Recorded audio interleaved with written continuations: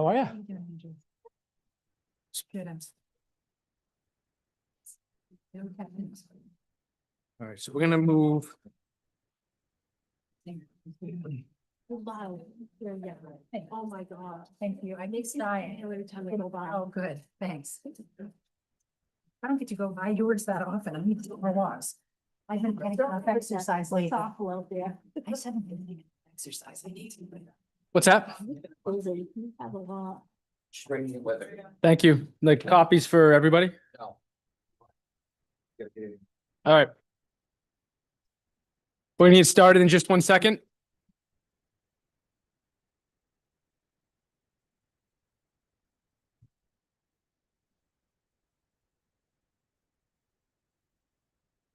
That was the fastest the room's ever quieted down ever. So, well, we don't always have as many people. Right? Are we recording? Okay. Good afternoon and welcome to the Monday, May 12th, 2025 meeting of the Orono Town Council. As we always do at the top of our agendas, we have our council goals for the municipal year for our reference and reminders. Roll call shows we have Councilor Larway, Councilor Hardison, Councilor Marks, Councilor Demerit, Councilor Kenny, Councilor Powers, and Councilor Baker. So we have a full complement of councilors for today. Under agenda review, we list the items that have been referred to committee. For our reminder and for the public's benefit, we talk about tabled items and there are none. And then we have agenda review and clarification. So I have one item there that I'd like to raise. Does anybody have anything they'd like to add to the agenda or clarify on the agenda? In terms of moving an item, I'd like to suggest we move the under 5A, the safer grant discussion. I'd like to suggest, we talked with Council Marks about this earlier, and I talked with Chief Tom Higgins earlier about it too, about moving this to the end of the meeting as a workshop item. So we can work through the business that we have people attending the meeting tonight to participate in. Any objection to that approach? I think we have a lot of people here who are interested in positive changes, and I think that they should also have voice in potential changes to staffing and service levels. Okay. We typically don't, I don't know that these are, well, let's talk about it then. It's unanimous agree. We have to agree unanimously to add something to our agenda. We don't have, I'm not aware of what guidance we use to move something on the agenda. So does anyone? Would it be a compromise to just switch items A and B? Have the Well, the challenge is we have an action item under, on the Webster neighborhood piece. Sure. Right after that. I'll support Councilor Hardison if she doesn't want it moved. Let's not move it. Okay. That's, I will say I've had concerns about the size of this agenda, and I've also have concerns with having that action item on the agenda, to be very candid, because it's not, I think we had asked the town manager to give us levers at the last meeting, and that's where it was left. So that to me, I mean, I was going to ask if to remove that action item, to be candid. So yeah. I think, and partially because I think we have 4 pages of levers to discuss. We have the safer thing grant to discuss. And it just feels like we really piled it into this agenda. So. Okay. Hearing that, we won't move unless, I'm going to take it to a vote unless people, what's that? I just was curious about Councilor Laraway's suggestion, which was some compromise. What was that exactly? I didn't hear, Does it yeah. help the issue at all? if we wanted, I think what I had proposed was perhaps moving the Webster neighborhood options discussion before the safer grant discussion, just in case that was at all sort of amenable to. I think what you were trying to do was make sure that a lot of people who have showed up for that issue get some discussion without having to wait as long through the other stuff. But I also see a lot of value in what Councilor Hardison raised, so I really don't feel strongly in any direction. Okay. I think to that point, that is what we had asked for information. That levers piece is really what we should be discussing. And we So, will discuss it. Yeah. so can I Right. just ask, does council feel comfortable swapping items A and B under our presentation and discussion items? I think it doesn't, I think it's immaterial to make that change because folks will want to stay. I mean, people who have an interest in the Webster neighborhood discussion are likely going to want to stay or will have an interest in the action item. That's why I wanted to kind of bring them together. But if we're going to object, I think we just proceed. If we're not going to reach a solid consensus, I will just move us forward with the agenda as presented. Is that okay? It is, but I do want to I want to have a discussion about the process. Process of what has taken place between our last meeting and this meeting. And is now the time for that, or is that? No, you'll have to bring it up when we get to that. I mean, it was appropriately noticed. All the items on this agenda have been appropriately added and noticed ahead of our deadline pursuant to our code of ordinances. And so everything on here, you're free to vote against anything. You're free to make a motion to table anything, but everything on here came to council on Wednesday in an initial format, and then it went out to the public on Did your Thursday. plan come to council on Wednesday? What's that? Did your plan My come? plan did not come, but we're not voting on that plan. We're voting on Right, an but it's- action item, But it's put on the agenda. part of the discussion of the levers, yes. I think regardless, I think the questions you want to raise will probably, I mean, we can get to those when we get to discussion B. I agree. Okay. Okay. Okay. That is a plan. Thank you for that. I would now ask for no more agenda review or clarifications. Yep. Seeing that, ask for a motion to approve the minutes of April 28th, 2025 and May 5th, 2025. Can I get a So motion? moved. Second. You get that? Okay. Any discussion? All those in favor? Good, that's unanimous.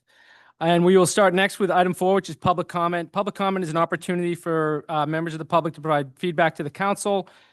We ask that during the public comment phase, there's one in the beginning of the meeting and one at the end of the meeting, that you not address items that are on the agenda for later in the meeting. We'll open the floor and hear from Orono residents, or I suppose any member of the public, when we get to those action or agenda items. So anyone have anything to talk with us about that's not on the agenda? Okay. Seeing none, we will start with presentation 5, safer grant discussion.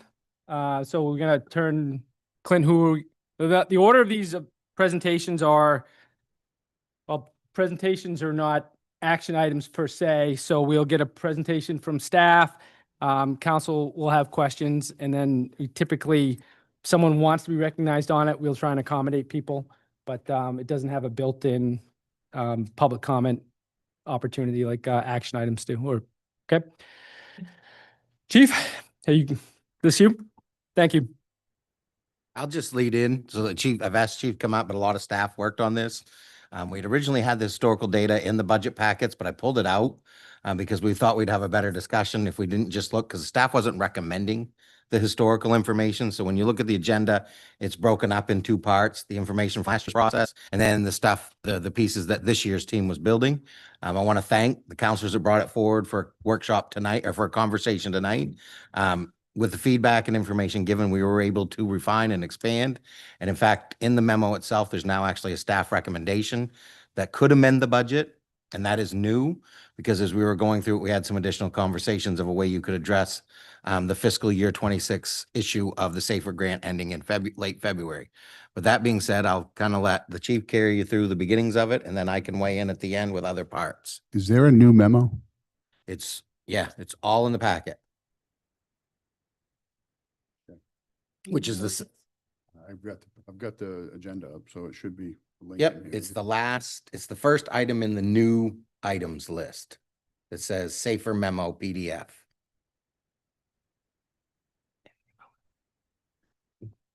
Chief Higgins, thank you. Ready? Yep. Good. Well, good evening, everybody. I'm pleased to be here. So as the town manager did say, we have been working together, myself, the finance director. Tom, your mic's not on. Yeah, I must not be close enough then.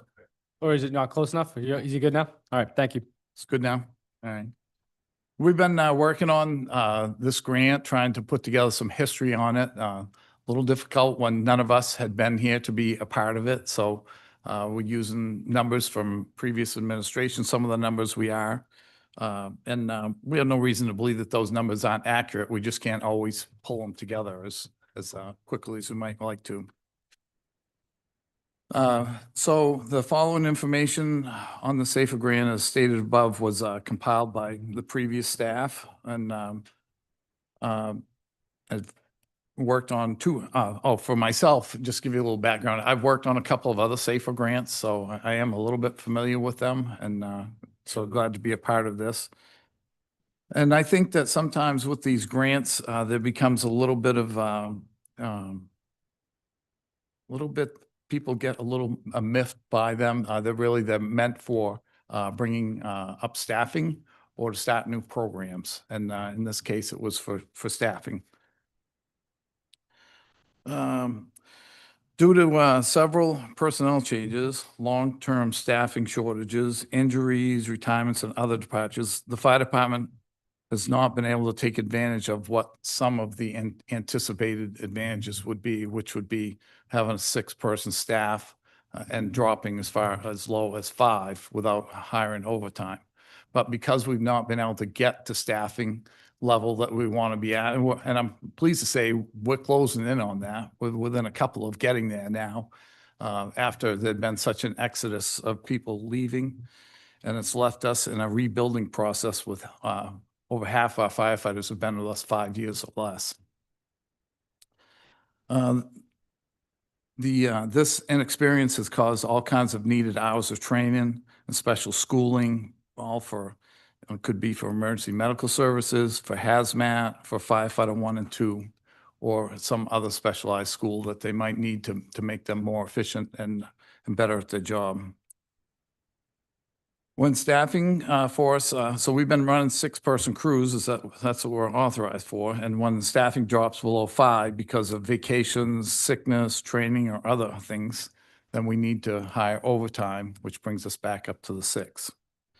The town is hopeful that we've stabilized and we'll see a more tangible reflection in the coming years. One positive indication is that since January 1 of 2025, staffing has risen to 6 firefighters on 2 shifts and only 2 staffed at 5.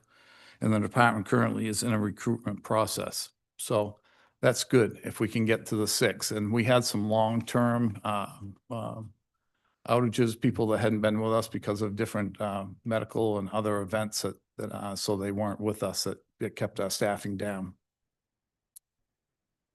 So the analysis is, and Clint, you may need to help me some on these because you are quick with numbers. There they go again. They've had a busy day today with things from an advanced life support save where they transported someone to the hospital, to at the same time they had a truck fire on the interstate, to going to Old Town for a structure fire and an explosion. And now they're out again. I don't know where they're going, but it's been a busy day here. And and I don't mind, just to kind of get the layout on pages 2, on the end of page 2 and the top of page 3.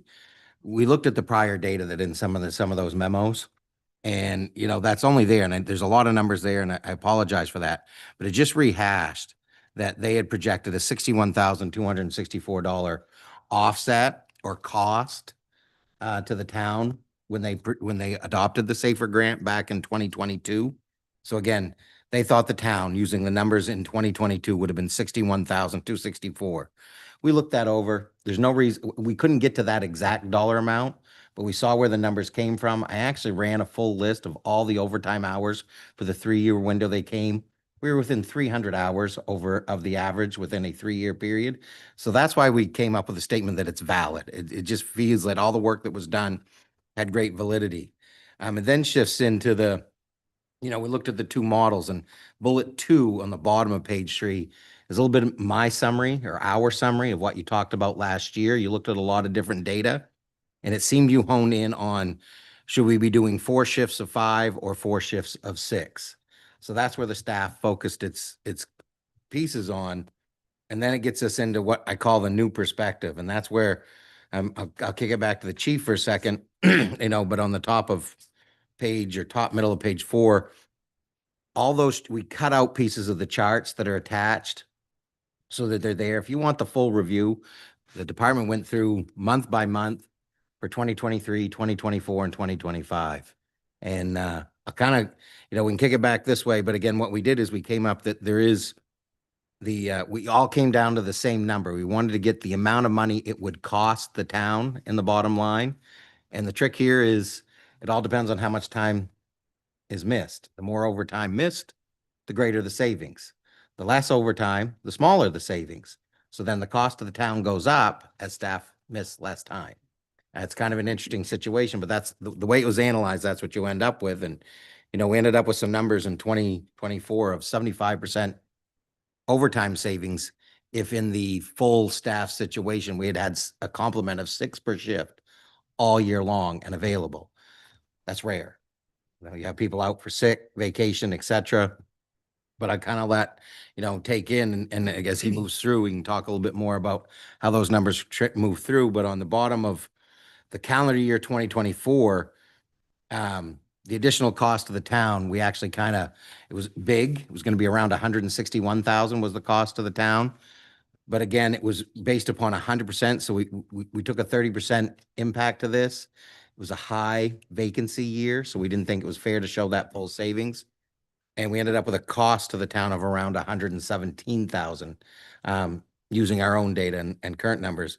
And then the trick when you go to 2025 is we started the year with more full-time firefighters. We started with no long-term vacancies. And as you will see, we're having almost no missed time. We also haven't hit the summer. That's when the most vacations are scheduled, and there's a lot of missed time there. So it's skewing the numbers in 2025, but I think I'll let the chief kind of kick in from there as it starts to show you the difficulty of forecasting sick, vacation, etc. of a staff that has different levels of experience within their terms of how much vacation they're allowed, how much sick time they need. Is it a long-term vacancy? Sometimes in situations we have to deal with a workers' compensation claim. So there's just a lot of variables to bring in on how much we would typically see. But if you want to go over some of the charts or those numbers. And I just quick question. Have we ever had the full 3 shifts of 6? 4 shifts. 4 shifts of 6? I don't think so. I can think tell so. you in the last year, no. And at the end of the year before, no. And so far this calendar year, no. So I don't know when you ever fully achieved 4 shifts of 6. And there's a lot of head shaking, no. I just don't think it ever gathered enough momentum with everything that was happening in the department to get there. Right now we have 2 vacancies. I've asked them to hold them as we're doing our recruitment, just as we go through this to see where we're going to end up. But again, we've never gotten to the full 6 on, which is And that's part of the problem with our data. which is a resource thing, right? We had the ability, we had the okay to do it, right? We just couldn't get there. Yeah, we couldn't.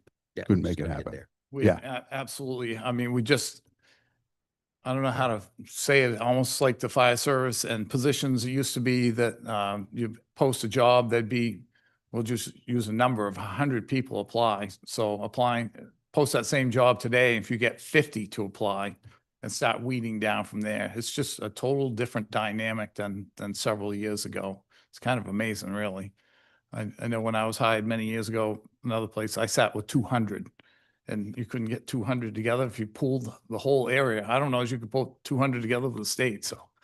But the good news is that we only need to put 2 more on, and we'll be at that. And we seem to have stabilized, as have other departments in the area. One of the things that they've stopped doing is stealing people from different departments. So we're bringing people in and training them from the ground up. And it seems to be a successful model here in Orono from what I can see the short time I've been here. So,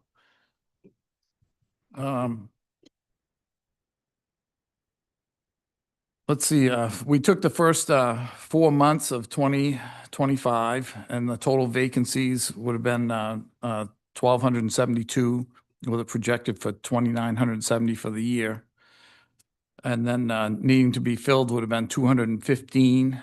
And I brought it down to 597. And the difference was 1,057 or 2,373. So the significant number to me on this is that with 6 people, we could cover our overtime at like 83%.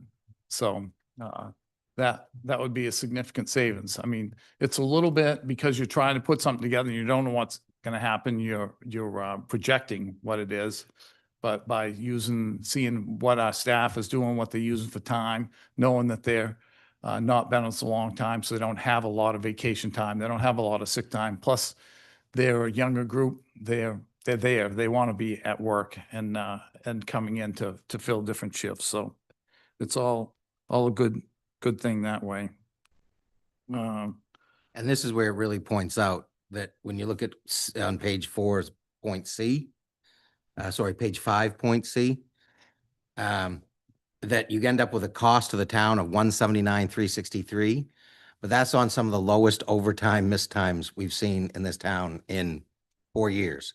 And I just think you're seeing the first 4 months of this calendar year are not normal. It's very low vacancies. There's no medical leaves. There's no long-term medical absences. There's nothing of that nature, which is where we want to be. And it shows you when we get to where we want to be, the cost could be the greatest. But again, what you're not seeing is if we stay on this pace, you'll have one of the lowest costs for overtime in 3-4 years. And if that's the case, there's another savings we could look at. I just don't think it's achievable, and you don't know that till the year's done.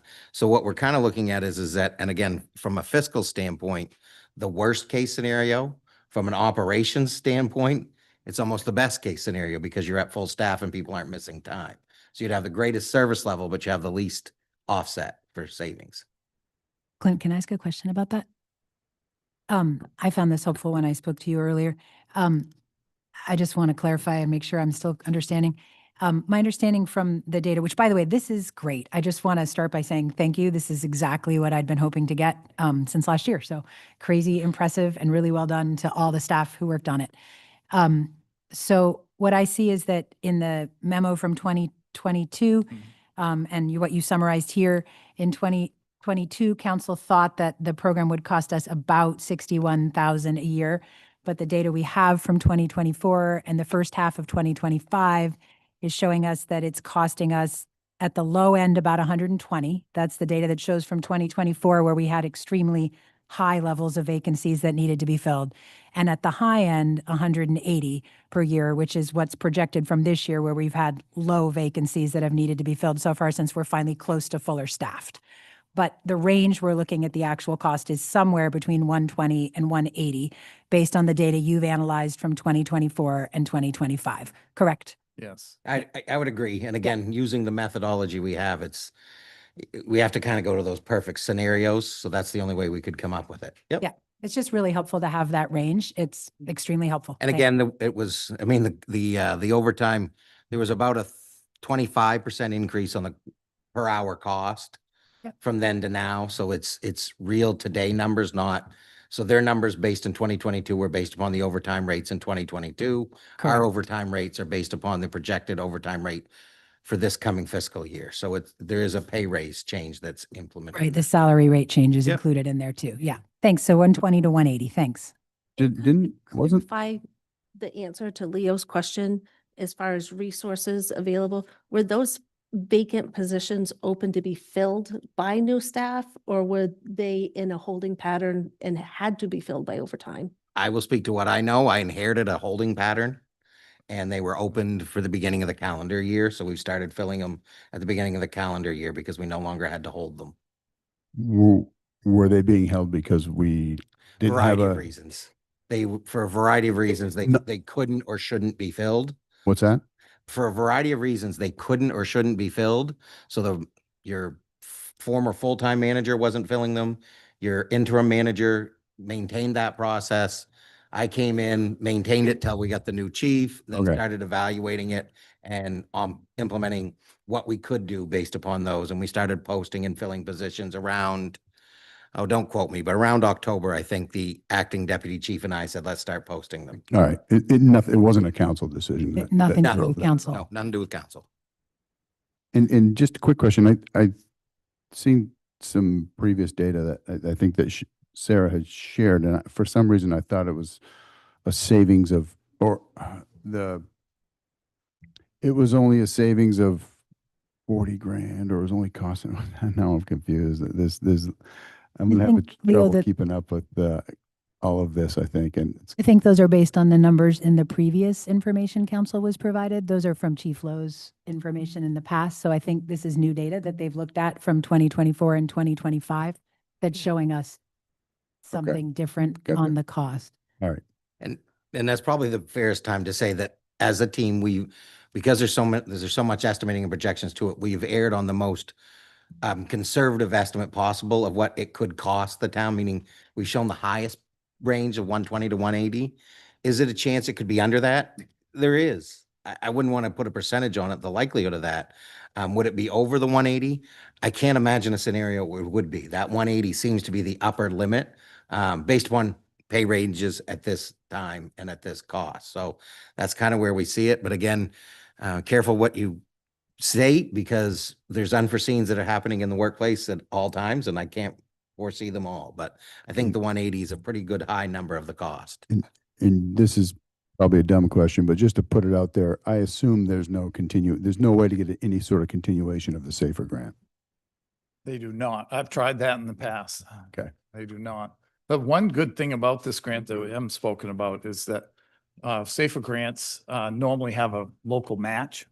And because the only thing can lay it to is COVID, I guess, but there's been no match on this grant. So we've had 100% payment for those 3 firefighters for wages and benefits, as opposed to in other grants, safer grant in the past, I think it was 25% local match for the first year, 65% on the second year, and 65% on the third year. So we've gained quite a bit more out of this safer grant payoff than what most would have. So Made it a pretty easy decision to take it, to go along with it as well. Yeah. You know, yeah. Council Marks, I wanted to mention, you found an error in something I had. So I want to acknowledge that. And what I would like to acknowledge along with that is the Deputy Chief Hardison's been doing a bunch of calculating on different things and supporting the manager and I on this. And I had a report that the actual real number for that is 1.5 instead of the 2 or the 10 like I had the miscalculation for. So I apologize for any confusion on that. And that's We're on real the- numbers. That's on the service data page. That's on Orono Fire Department staffing model, I think is where that data shows up. Correct. Is that Yeah. correct? Yeah, and it just referenced the fact that there was 10 double calls a month. It was 10 double calls in a 5-month period. And that seems to be accurate data at about 1.5 a month, Yeah. which would put you right around anywhere from 25 to 30 a year of those in that. And again, it's not all double calls, it's double. Fire calls. Fire That calls. was just fire calls on Thank that. you. So for counselors who are looking, it's at the bottom of the first page on the Orono Fire Department staffing models. The second bullet point under special notes should say 1.5 to 2 multiple calls per month, not 10. And likewise on the double asterisks at the bottom in the second line, it should say 1.5 to 2 double fire calls a month, not 10. And we'll update those all for the packets and public copies. Thanks so much. So you didn't get Jacob. You started, so I was getting ready to bottom line it up for okay. us. So Yeah. if you get something. couple quick questions. Yeah. So, last year, as part of our negotiation with the union, we lowered the threshold at which overtime kicks in. So do you have any sense as to how that impacts your projections? Because kind of just in my simplistic way of thinking that yes, we now have reduced overtime because of the higher staffing levels. However, overtime pay is kicking in at a lower threshold. So does that make sense? That's the one that's phasing in. And to help the public, we were at 56 hours was when it started, and we've been phasing back down to the 42-hour model. Yeah. And we're almost there, but we're still working on it. And the finance director has been working on it as well. That's a little tougher because it was over a multiple years. So it went from like 56 down to, I think, 48. We were at 44 last year, or we're at 44 this year, and it's going to go to 42 again. So there's small incremental drops. But to compare the 56 to the 42, there's a significant cost And this is where it gets tricky.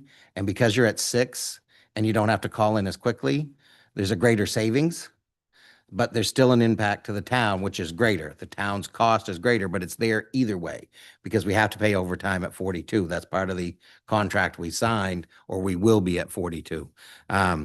So, and that's where, and again, as you're looking through the memo, I would say look closely at the end, in the middle of page 6 and into page 7, where we start talking about work-life balance and then a budgetary opportunity that we could suggest if you wanted to hear it tonight.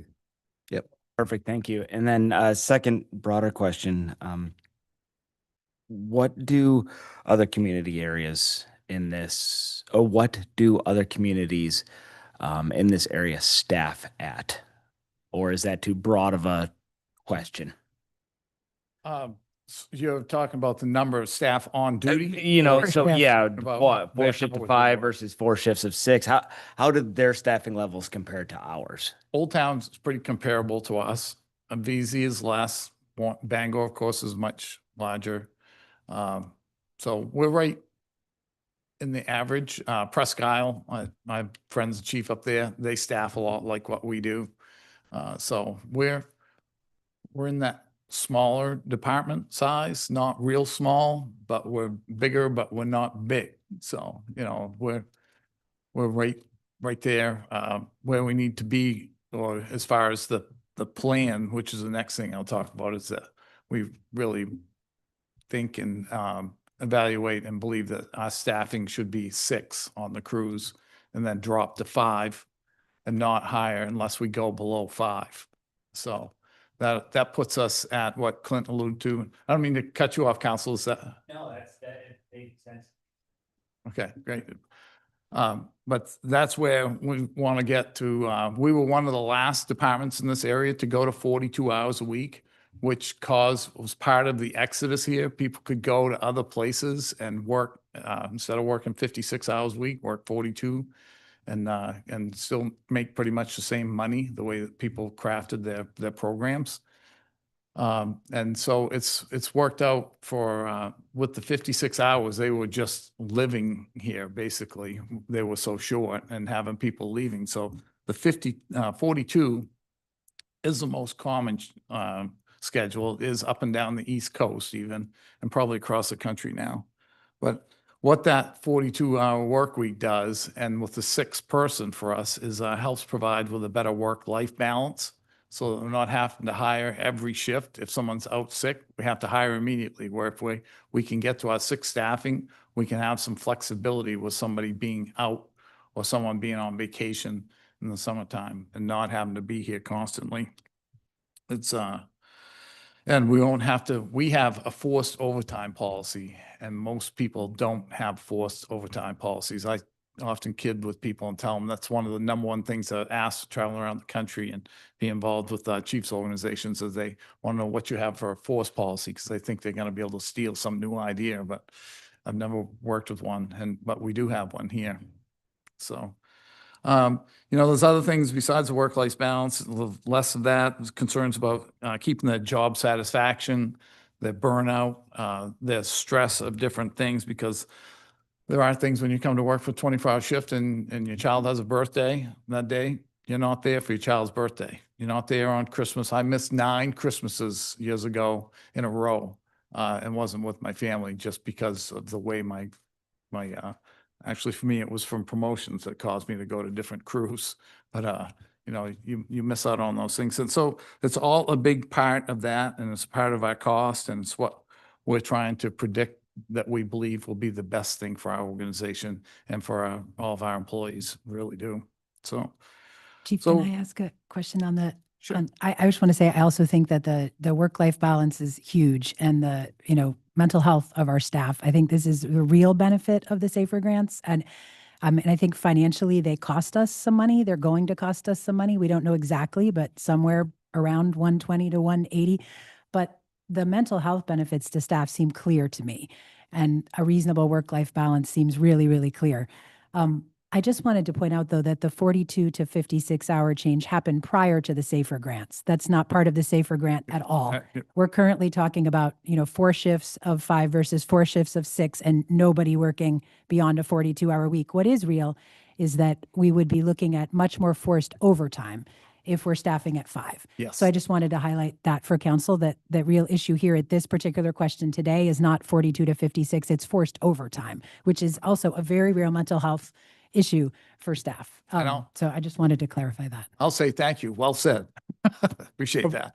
Are we contractually prohibited from going below 5 on a shift? We are, aren't we? Or Yes, that's policy. Yes.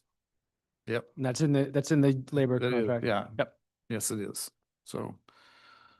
So we believe we have an opportunity to try to kind of lessen the blow and to bring this into place. And I'd like to toss that back to the manager on that one. Yeah, so he said something. He said it again here tonight.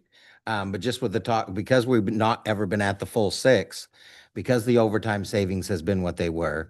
When we came up with the other analysis, I was talking to the finance director. I said, where are we at year to date? So we ran a quick projection, and wages and benefits are going to come in significantly under budget for fiscal year 25. Right now, the estimates are around 329,000. That might be a little bit higher. The finance director is going through it a little bit again, just to refine that number for me if we were to make a decision. But the recommendation that came up is with such a significant amount, we could actually do in essence, a carry forward decision. And what you could do is, and I would recommend no more than half, which would put about $160,000 aside. And for fiscal year 26, you only have to fund the last third of the year for the SAFER grant. So worst case scenario was 92,907. That's in your budget as well as in the memo at the very bottom. And it would leave 71,593 to future years to look at for next year's budget as well. So again, what I was thinking is that as we're coming into this transition year, this is the end of the year conversation and the long term on whether, the SAFER and how we fund and what we staff at, there is an opportunity. If we were to agree in the budget that we were going to predetermine a carry forward amount that usually do in June, we could actually carry forward enough so that we could put a new revenue line in the fiscal year 26 budget, which would remove the 92,907 town cost that's currently reflected in the 26 budget. So you'd actually have about a $92,000 savings. Would you be using carry forward? Yes, you'd be using this year's savings to do it. That means you're lapsing less into fund balance or unassigned fund balance. But again, this is a very high year. We looked at it, some of the other comparable years. This is higher than normal. So just an idea. Is that wages under budget in the fire department or across the town? Fire department only. Okay, thanks. Do you know what we were above? I assume we had a surplus last year as well. I'm just, because obviously that comes directly off what we're going to carry forward. I thought this just come from good management. No, from previous years? No. And that, most definitely. I can get that. I'll have to pull it. Are you talking though, are you advocating a conversation next year about whether we carry these 3 positions forward indefinitely? Or, I'd prefer to make the decision now and give, the folks in the department the certainty that, it's our, budget. We can't, this council can't, determine the actions of a future council, but I'd prefer to not have any ambiguity as we go into the new budget season, as you're finishing your recruitment for these final positions. Obviously it'll be the will of council if we're willing to do that, but I'd feel more comfortable. I'd like to be able to signal that we don't intend to kick the can on the decision till next year. And so It seems fairly safe to suggest that as far as if some future council were to change something, I would be really shocked that a council would ever eliminate positions that had people in them. I think it would only happen through attrition, I'm sure. yeah, Councilor Hardison? Just have a few moments. I have the unique perspective that I'm the spouse of a 35-year veteran of the Orono Fire Department. And what starts my history with the department was a fire on the Christmas of 1989 in which 3 children died. At the time, the fire department had 3 shifts of 3, a weekday Kelly man position, and a call department. Over the course of time, the call department was dissolved, a first and then a second ambulance was added. The university student population grew and 3 large apartment complexes came into Orono. I can tell you from personal experience through family, bonus children, the toll it takes on staff being forced to work 48 hours on with 24 hours off for an extended period of time due to staff shortages for medical leave, training, and simple vacation coverages. More than one highly qualified and trained employee has resigned from Orono to go to another town. And if in researching the Saver Grant, a follow question to you will be, it's my understanding in the research that the Saver Grant was, one of the intentions was to allow towns to have the staffing needed and then develop their budget over a 3-year period to absorb that staffing. And in looking at budgets, it does not appear that that was done in each budget since '23. And I could be wrong because I'm still learning, so maybe somebody could help me with that. I think our focus needs to be more on how much staff is needed to help protect the town, reduce the overtime budget. We've talked before, Clint, about some type of an administrative training so that counselors can be more aware of the daily tasks and the needs that public works, police, fire are in need of, so that we are making decisions based on a little bit of training and knowledge and not just looking at numbers on a piece of paper. And another second question for Chief Higgins is, are there ramifications if a town does not continue the purpose of the Saver Grant? Does it put us at risk for receiving future grants? I'm not aware that there's anything it's frowned upon if you apply for it and then don't accept it. But if you accept it and carry it through, then there's not anything. And as far as the build-in cost, I was talking about that earlier, about the matching, that in year 1, you accept it and you know that you have to, whatever your cost is for those employees, you have to put the local match of 25% in. And then each of the 3 years there is. That's why they always used to do that. It used to be like 25, 50, 75% that you'd have to pay in the last year. So that you're only absorbing a smaller amount and prepping yourself and keeping it. So, yeah. And if I can just jump into the other one to add. So we're currently on pace for 329. I think that might be a little bit on the high side for a carryover on wages only, no benefits, just the wages, which includes vacation, training, holiday, et cetera, but not their benefits.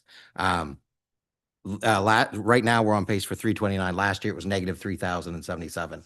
It fully expended itself. So we're having, again, back to the point, it's a unique year. That's why we're recommending it. So you're still looking at a point of carrying, lapsing down assigned fund balance, a far more significant number than you did a year before.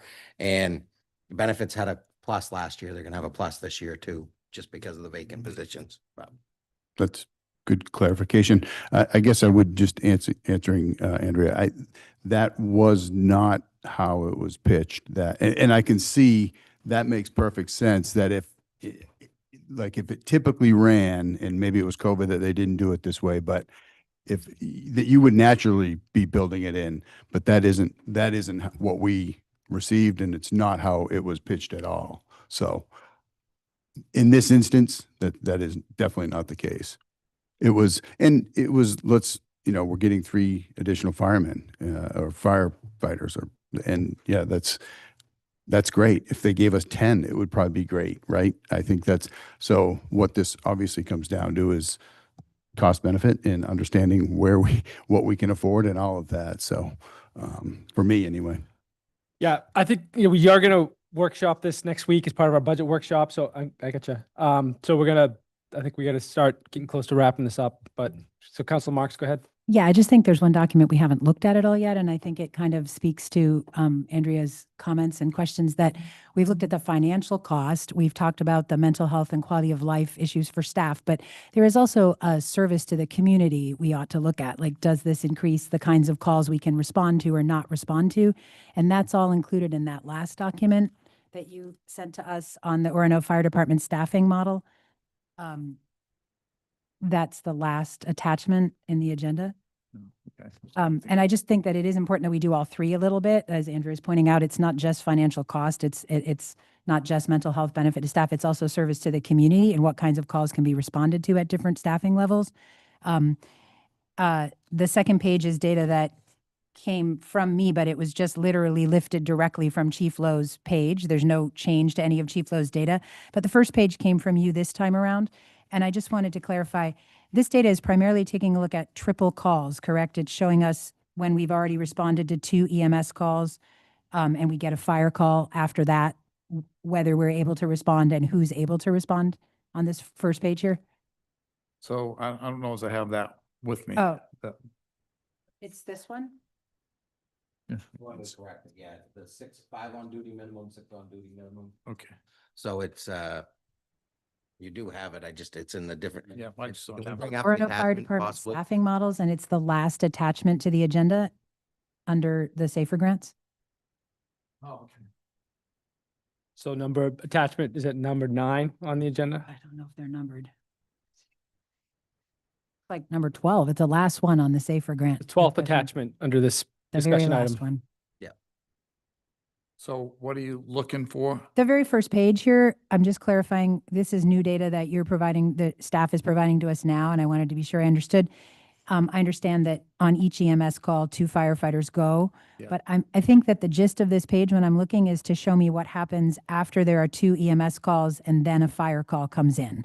Is that correct? You're showing Yeah, me there'd yeah. be 4 firefighters out on the EMS calls, a fire call would come in, and at staffing of 5, we would have 1 available, and at staffing of 6, we would have 2 available at that point.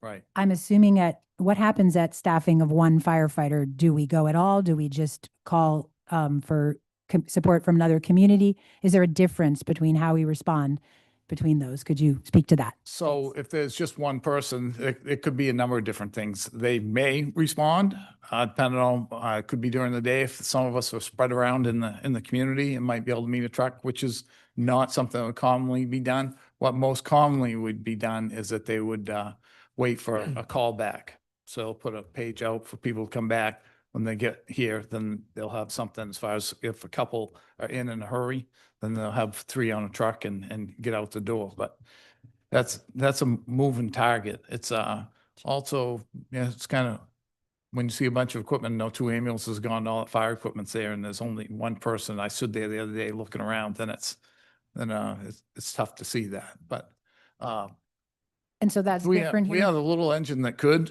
Right. as I describe us, the people do what need to be done and can get it done quickly and efficiently. There are different things that we could do that we'll certainly look at in the coming years. But I couldn't be more pleased and more proud of what our people do that we have up here, for sure.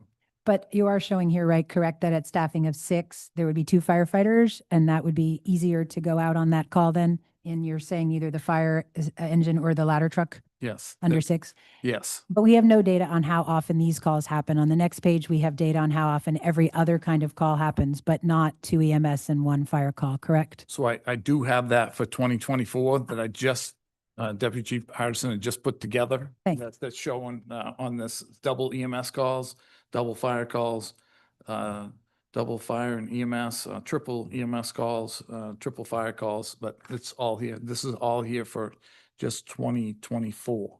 And is that something we have, And- councils have now or will get before next week? Oh, yeah, we'll get, Perfect. he just finished this up, so. Yeah, that's great. And, But I do so- think it's important to bring, the public and council's attention that this is the 3rd prong, basically, is what does it cost? What is the mental health benefit and value to staff? And then what is the value to the community and service responsiveness also matters that we take a look at this too. So, and I think it's showing here that there is some benefit there when we have those 2 EMS and then 1 fire call. And I know on the previous page, there already was some benefit being shown about when we had triple EMS calls, but that was a little unclear because we only have 2 ambulances. So we can't transport on those. And that's on the second page for any counselors or public who want to read about that. Right. Okay. Anything else? Well, again, we're gonna spend more time with this next week. This was added to tonight's agenda at the request of Representative Councilor Marks. So we have a chance to dive into this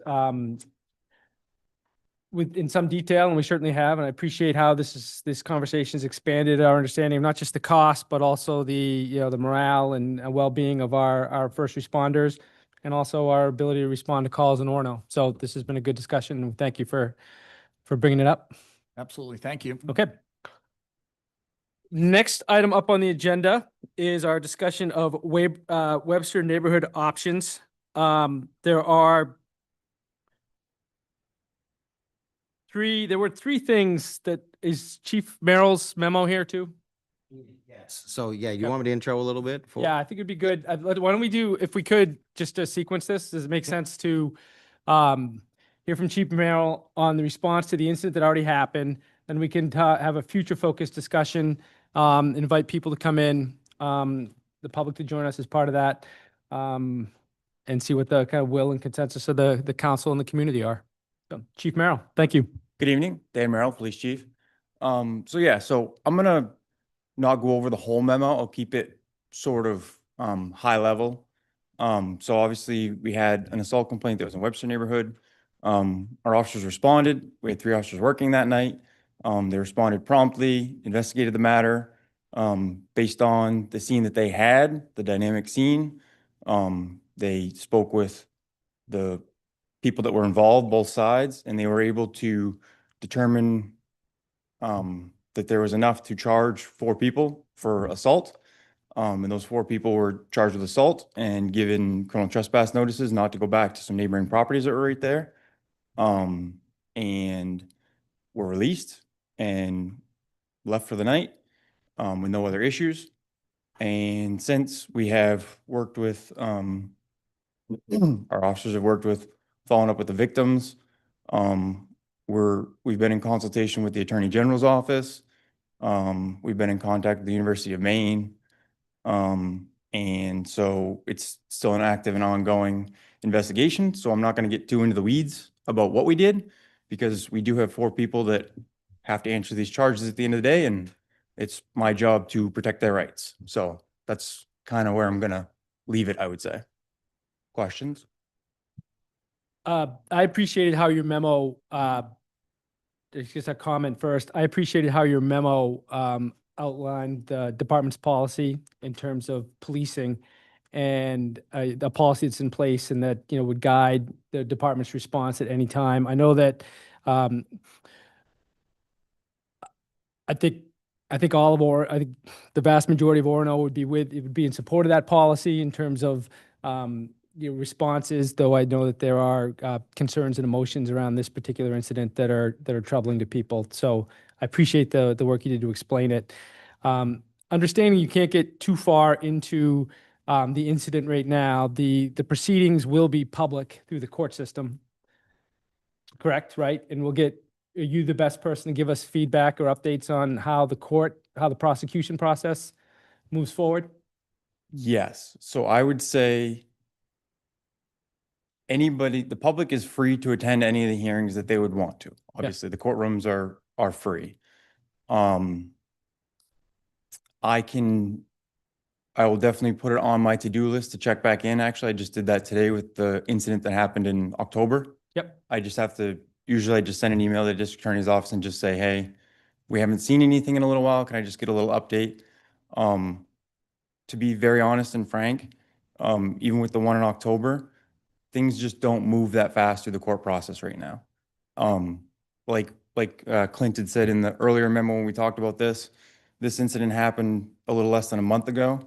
Their first appearance in court won't even happen until early August. So that's just a glimpse into what the amount of time that this takes to get going through the process. So I said from the very beginning when Clint and I spoke that nothing's going to move fast here. So it will take some staff time to check in. Can the court system on the incident from October. What's so unfortunate about what happened, I think, in the Webster, the school year began with and ended with incidents of violence connected to the same property in the Webster neighborhood. And that's so unfortunate for so many reasons. Now, this incident involving Noah LaChapelle Quinn is still, so you got an update today. Do you know, is there anything you can tell us about what's happened? This was October 25th, I gather, and two UMaine students, for those who don't recall or remember the event, two UMaine swimmers, I think, were brutally assaulted as part of this incident. And we, alerts went out to the community and to the campus. And ultimately, this person turned themselves in, has been going through. So what can you tell us about what happened with that? So again, it's one of those, it's in the court system. The answer I got was there was a hearing, a dispositional conference that was had this past Friday. The staff person that I spoke to this morning said where it was just a conference that was had Friday. They didn't have an update that they could give me before I got here tonight with any outcome, but there will be, in cases like that, and I would expect in cases like this, there will be several of these dispositional conferences that are between the attorneys for the state and the defense attorneys, where they just have meetings. That will be a normal course of conduct. Sometimes our officers will be needed as witnesses to speak in trials. Sometimes they're just meetings that the district attorney's office has with the attorneys.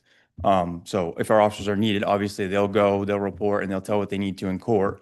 But sometimes it's just legal back and forth, trying to hash out different issues. So I don't have an update other than they had a meeting and it's still moving forward. That was what Okay. you told me. All right, thank you for that.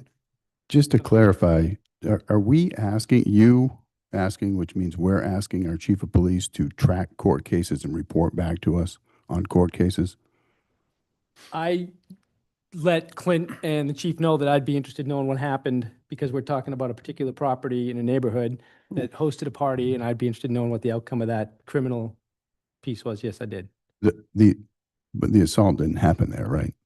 So we're at, but this seems above and beyond to me. That Well, I guess that's, you're But- into that, but I mean. okay, but I mean, because is it at the chair's discretion, we can just start applying new duties to our chief of police? I think any Orono resident would be Well, open to talking to the manager or the department about what happened in a case involving in one of our neighborhoods. and what and happened. if it's public information, Sure it is, and it will be. then isn't there a place where that can be sought rather than asking that of our chief of police? Yeah, I do not see that as being an inappropriate ask for an elected official representing a community. I don't see that being an inappropriate ask to get an update on a matter like that. Does Okay. anyone else have an opinion on that? As I far as don't the at the moment. council? I actually just wanted to clarify, are we talking about two incidents that actually both happened after parties at the exact same address? Yes. Okay, I think I that seems can say relevant then. with a extremely high level of confidence that they both came from the same place. And I actually have an update on that too, that I just spoke to the manager about this afternoon. We actually have, town manager and I have a meeting scheduled with the owners of that property tomorrow to discuss with them. On both occasions, they were noticed of disorderly events. So the plan is to have a meeting with them tomorrow afternoon. So that's the ordinance portion. Yep. That would be the ordinance portion. We've talked about this too, right? There's two tracks. There's a town ordinance portion and there's a criminal portion. My hands are tied on a criminal portion. I can't violate people's rights, so I can't just stand here in a public meeting and talk about the details of what happened. We could probably speak more candidly after we have the town meetings, I would assume, on the ordinance side. But until both of these incidents have run their course through the judicial system, the public information is that Well, this person was charged and this person was charged, and the rest of it's in the court's hands. I've said this, and it's probably said well as anybody in some 25+ year running TV show. The police that investigate the crimes and the prosecution and the lawyers that prosecute them. It is an interesting situation, but it's law and the order. We represent law. We do not represent the order component here today. Those are the lawyers. They keep us informed. We do asks because we know there is a community interest on some of them, especially when they're higher profile of sorts.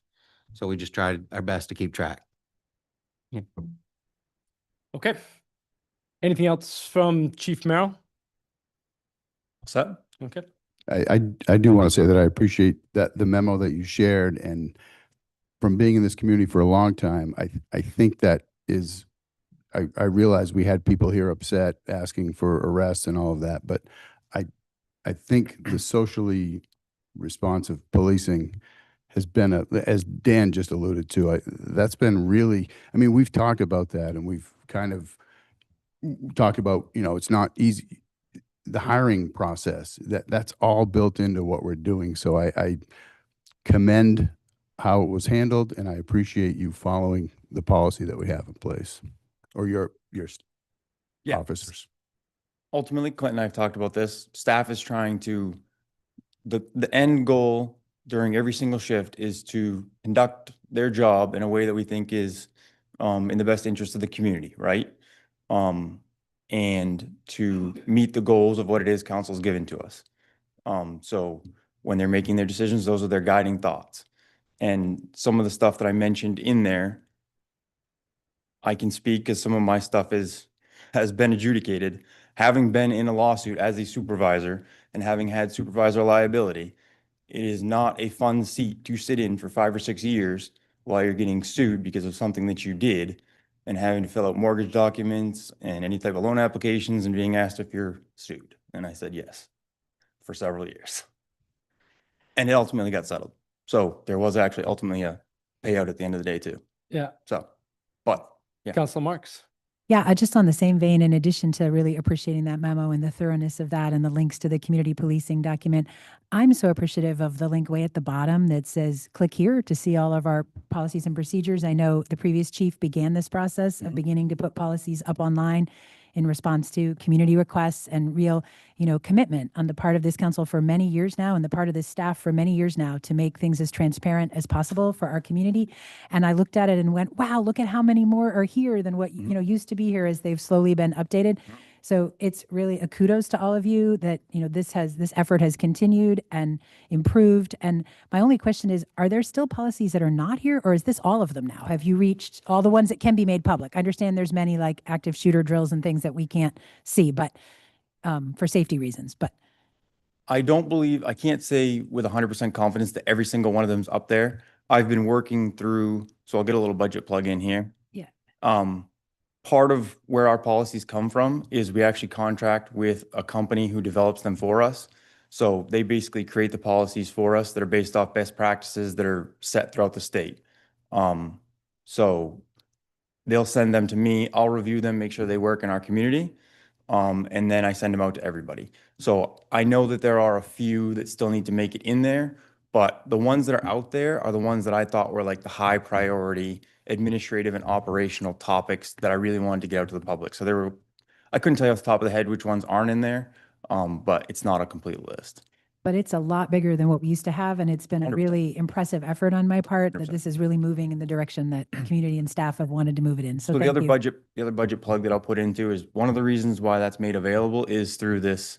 We have a subscription service that allows people to be able to have these on a web-based portal. And that's going to be in my budget because it's kind of expensive. But, from an operations standpoint, if we went without the systems called Power DMS, we'd be back to paper policies and it would not be effective. I think this is So, really important, and I'm I'm grateful. going to hope council is okay with the Power DMS bill they're going to see in my budget. It's been there for the last 5 or 6 years, so it's not going to be anything new. I'm just putting it out there so that you see it. Anything else? I think you've handled this with a lot of class, and scrutiny is never easy, especially after the fact. So thank you for that. And for me, I just want people to feel like they're safe and respected when the Orono Police Department shows up at a scene, and I appreciate that this information has been shared with us. Does Public Works have any budget requests they'd like to come up with before we move on, or we've got the fire department, the police department, all right, I'm teasing. All right, so Clint, why don't we next talk about next steps and levers? Yep. So when we met last time about this, and we heard from a number of members of the public who had concerns, we definitely asked Clint to come up with levers. I don't remember how or if we deputized me to come up with a work plan and a set of objectives. I don't believe we did that in any formal way, but I went and did it anyway. Any counselor, like we saw with tonight's agenda, any counselor can add something to our agenda, as Council Marks did with the discussion about the Safer Grant, which was a priority for her. So I guess I would say that I went ahead and I tried to, the document that I developed, I tried to do in terms of these are the things I'm going to ask council to consider as one counselor. And we all have the same rights and opportunities as a member of this council. And we've worked very hard this year as a council to make sure everybody has a right to add things to the agenda. So maybe a little bit to response to Leo's prior point and maybe any upcoming points about kind of this, how this gets sequenced.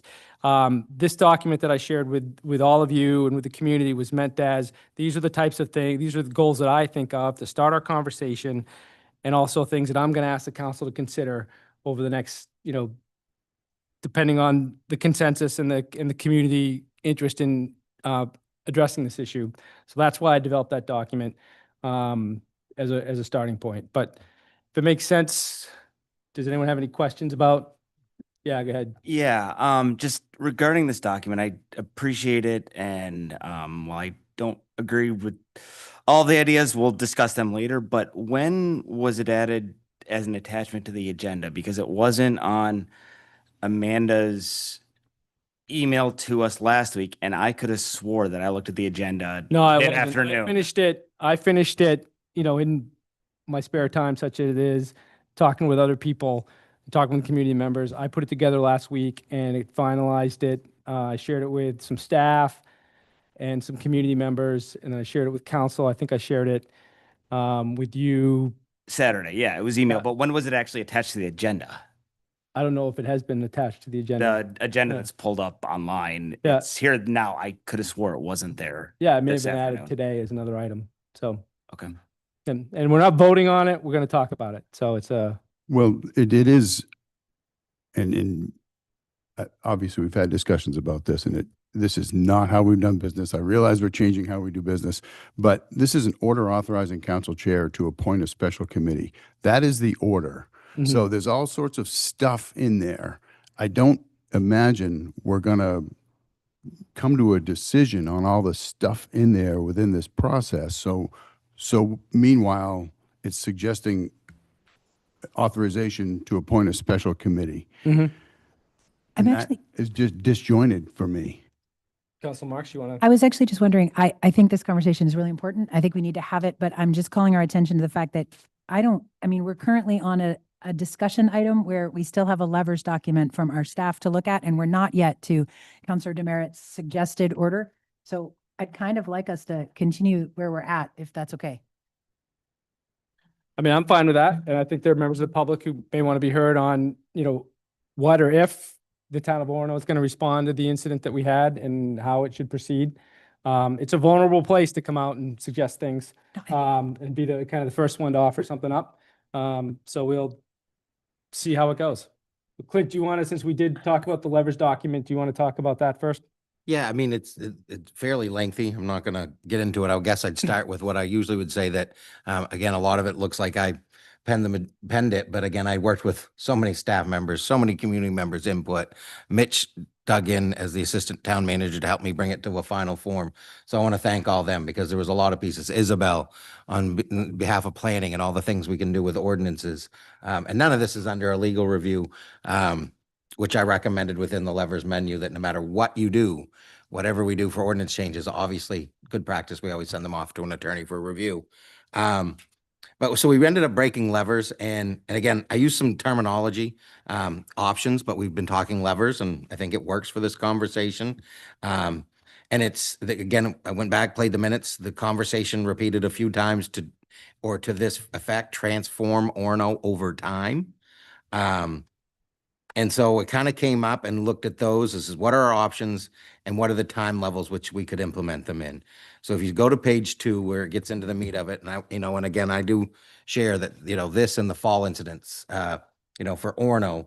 And again, I want to repeat this because I think it bears repeating, is that in some other communities or different communities, they face this on a very regular basis, and that's very horrible.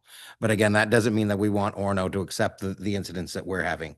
This is a place we all call home, and we're going to do whatever we can. And I talk a lot as a community based around education. You know, this is a group of leaders and educators that always evolve our policies in a way that I think is very aggressive and progressive at the same time. We're thoughtful, we take our time, we implement, but we always know that this isn't going to change, and I'm not going to change that. Whatever you do as a counselor, as a community now, is not going to fix this forever. This is a constantly moving target. The segments of society change all the time on us, and we'll have new issues, but I think we can take that next evolution, and that's how we kind of approach this, or what are some of the options we have? They're all over the place.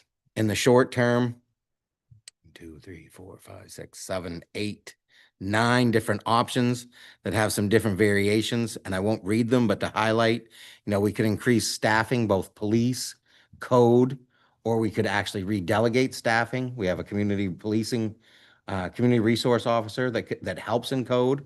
We could re-leverage that time in a way to be more aggressive towards this, with some experience there. I talk about the community socially responsible policy statement, policing statement. You know, you could review that to make sure it's still in line. The single resource guide for landowners is one that we give out in the rental registration. I think it's due for a review and adding some more information to it. We also should work more with the landlords and see the ones that have removed this and have done steps on their own to impact large scale gatherings to make sure their tenants don't do that. And can that advice be shared or implemented in a way that other landlords would follow suit? Convening a stakeholder group was one of the suggestions that was in this levers menu, to look at the different people, but including an open dialogue in the whole community about what's going on and why. And then, again, I repeat it a different way, but adding more materials to the rental registration in the neighborhoods. Kind in the midterm, this would take a little bit longer. And again, midterm, maybe by next year was one of the theories. And I know that's a long way out, but some of these are could be more intricate and require more legal review. But there was some conversation at the staff level about mass gathering permits. There's some ways you can or can't do this, but is there a way to get private properties requesting a permit? It does not mean they would, but if they did, we know where gatherings would be occurring. If they didn't, they'd be automatically in violation of a mass gathering rule. We'd have to look at language and how that affects both the tenant and the landlord if it's a rental, but this would also apply to non-landlord tenants. So in other words, if you wanted to have a wedding on your private property and you were going to have 100 people there, you would be required to get a mass gathering permit because you're having a mass gathering that could affect traffic, parking, public safety, etc. So those are the rational bases behind those. I think there's the noise ordinance I allude to a few different places, but that has evolved to different directions. We need to look at that differently. We've been talking a little bit about how the noise and public nuisance, and they seem to get inadvertently interrelated. There can be a public nuisance without violating the noise, and there can be a noise incident without it being a public nuisance. So I want to make sure the community starts to get that. And I think that's one of the scope creeps Orono's come into is that we haven't really done a good job to separate those two and that they are two different violations. We should look at all the other communities. I gave a couple in there. I mean, thanks to the residents that shared these and resident and the two linked. Those were great examples. I think they both different approaches to the same problem, which again, I think belies the comment before is that, I mean, this isn't like unique to Orono. College towns across our country, just like large service centers have their different unique issues. Orono as a college town is unique in what its issues are here. And then I went more on the long-term, just throwing it out there. I know this community's had a lot of debates and I know this will be interesting, but you could add more large scale rental properties in this community. It seemed to move smaller scale rentals out of the neighborhoods the last time. Major cost for infrastructure improvement, but again, there's a request for levers and that's a lever and you can do with it as you will. MDR, this kind of relates to the comp plan. We got to evolve this in with the comp plan, but MDR is coming up a lot in those comp plan meetings. And I guess the way I would say my words that I can own personally is Orono one area of MDR now meeting the definition of all the neighborhoods that are in MDR, or is there 2 or 3 MDRs in Orono now that have unique and special instances that deserve some attention? And should we be considering that? I would say that's a great thought, but we have planners and staff members that are a lot more expertise at this to consider it, but I know it's already coming up. That are some of these neighborhoods different? Geographically, you can, some are on this side of the river, some are on the other side of the river. There's a big geographic difference just in that. And then this one's come up in a few different variations, but the town, if they want to invest money and you want to buy houses, that's not uncommon. Communities buy entire neighborhoods for redevelopment purposes. You could buy rental properties in the hopes that they convert back to single units. It would be a cost, but it's not a lever that's not illegal. It's out there and available. It just may not be cost effective. And that would take a long, long time to implement. So that's the summary of them. I would not say this is an all-inclusive. It was with 1 week's notice. We pulled this together and I'm quite happy with the staff and the team that weighed in on all of them. And you got any questions on the levers? This is where we're at with those. Good. Okay. Any questions on the levers? Not so much questions, but I appreciate this work, Clint. And I think this is what we asked for. And just to clarify, I think you've said it. This is sort of, you put it right in your memo that no bad ideas. Let's throw it all on the table. But when we're talking about adding multiple resources, buying property back, again, I get it. Those are levers, potential levers. I don't. Most of them, in my view, are something that we could never ever do or wouldn't consider doing. But that's just my view, obviously, and that's why I think this alone deserves real conversation and real discussion. Again, before we get into a plan that an individual's created, but. Okay. Councilor Mark, anybody else for the levers? Councilor Marks, did you have something? I should say thank you. This is exactly what I think council asked for on the levers. I really appreciate it. And I'm hoping we could, if council's okay, move into the consent agenda so the public could get time to start commenting when we get to our actual orders for action. Do you feel ready, everyone else? Yeah, So, I'm ready, but so would we be discussing Chair Demerit's document next right now? Or- After, we have to get through the consent agenda before we get to action items, and I'm pretty sure Councilor Demerit's proposal is the first action item on our agenda. Understood. So once we get through that, then the public is able to hear a short presentation and speak, which I think they're all waiting to do. So I'm hoping we could get there. How do you Understood. feel, Leo? You ready? Yeah. Yeah, okay. I just didn't know whether this was included or not in the documents I that don't think it is. we I had. don't not think on it- B. yeah. I don't see it. Like, I don't. I don't have it. I didn't see it at all on the agenda. So I just wanted to know where it was, where we were going to discuss We it. have copies of. we have for hard the copies on the public? table. Okay. I bought some. And I do with me. appreciate that. Yeah. Thank you. Thanks. All right, so if that's the case, and I guess we'll just assume we won't table the item as soon as we get to it. So I think that would be rude. Yep. We have one public hearing and then we'll get through that. So we'll close the discussion item and we'll have an action item on it in just a moment for those who are waiting to participate. We have a public hearing, item 6, to consider a victuals license for the local 153 Park Street. Mitch Stone, Assistant Town Manager. I'm pinch hitting for Pat Estes, the Code Enforcement Officer. This may be a little unique. As you know, we moved some things to consent to be able to move them through. The local has already had a victuals license, but has changed ownership, so it requires it to come back. With all that said, staff has completed all of their, the appropriate, looking at the properties and is recommending approval. Yep. Any comment from any questions from council? Any comments from the public on this public hearing? Okay, and we'll close the public hearing. Thank you. Item 7, acknowledgement by council members. Councilor Baker, can we start on your end of the table? Nothing at this time. Thank you. Matt? Nothing. Councilor Kenny? Did we already acknowledge the main day response and to get it? I'll go with, I think this is National Police Week. So acknowledging our police department.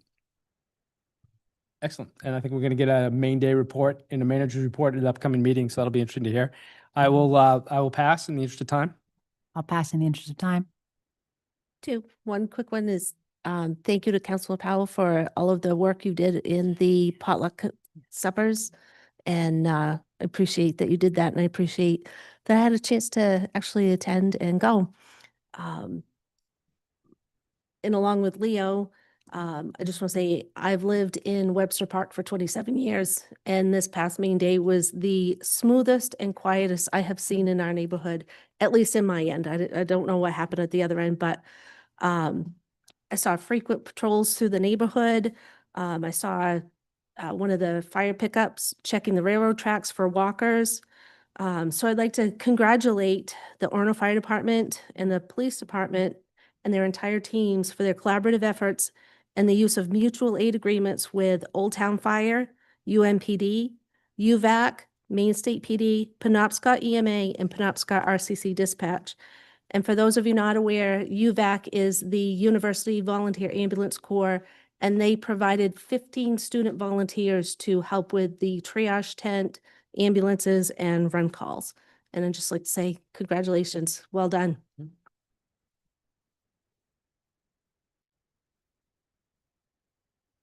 Councilor Larway, thank you. That was great. Congratulations to all the students at UMaine who have graduated as of this past weekend. I missed a bunch of easy ones, so sorry. Thanks, good job. All right, that concludes acknowledgements by councilors.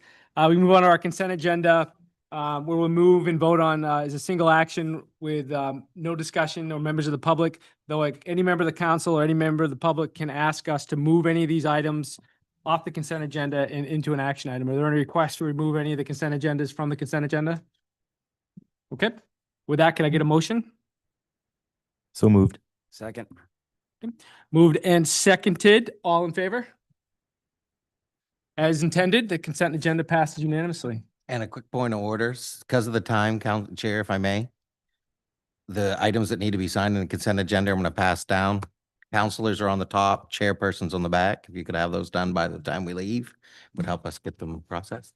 Pretty sure the town manager doesn't get to make a point of order in a meeting, but whatever. Well, You I'm know, going to be take it. collecting. All right, we'll sign them as we go. Thank you. All right, next up, did everyone get one of these? So that's the new language. So could I have a motion to put order?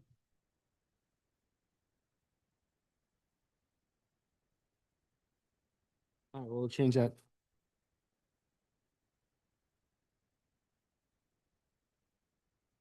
Could I get a motion on order 2587?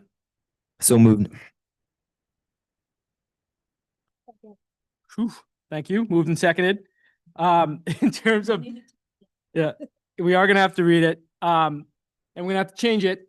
So for a little bit of background, we changed the ordinance at the start of the municipal year, allowed the council chair to appoint a special committee of councilors.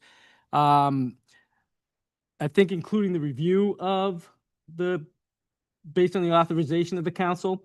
And that was changed as part of the work that the NESAP group did. So now it is the actual council that appoints the committee. So my attempt was to update this. I asked to have this order added to our agenda before the noon deadline on Thursday. And my hope was to get a small group, special committee together as allowed for in our ordinance, who would work to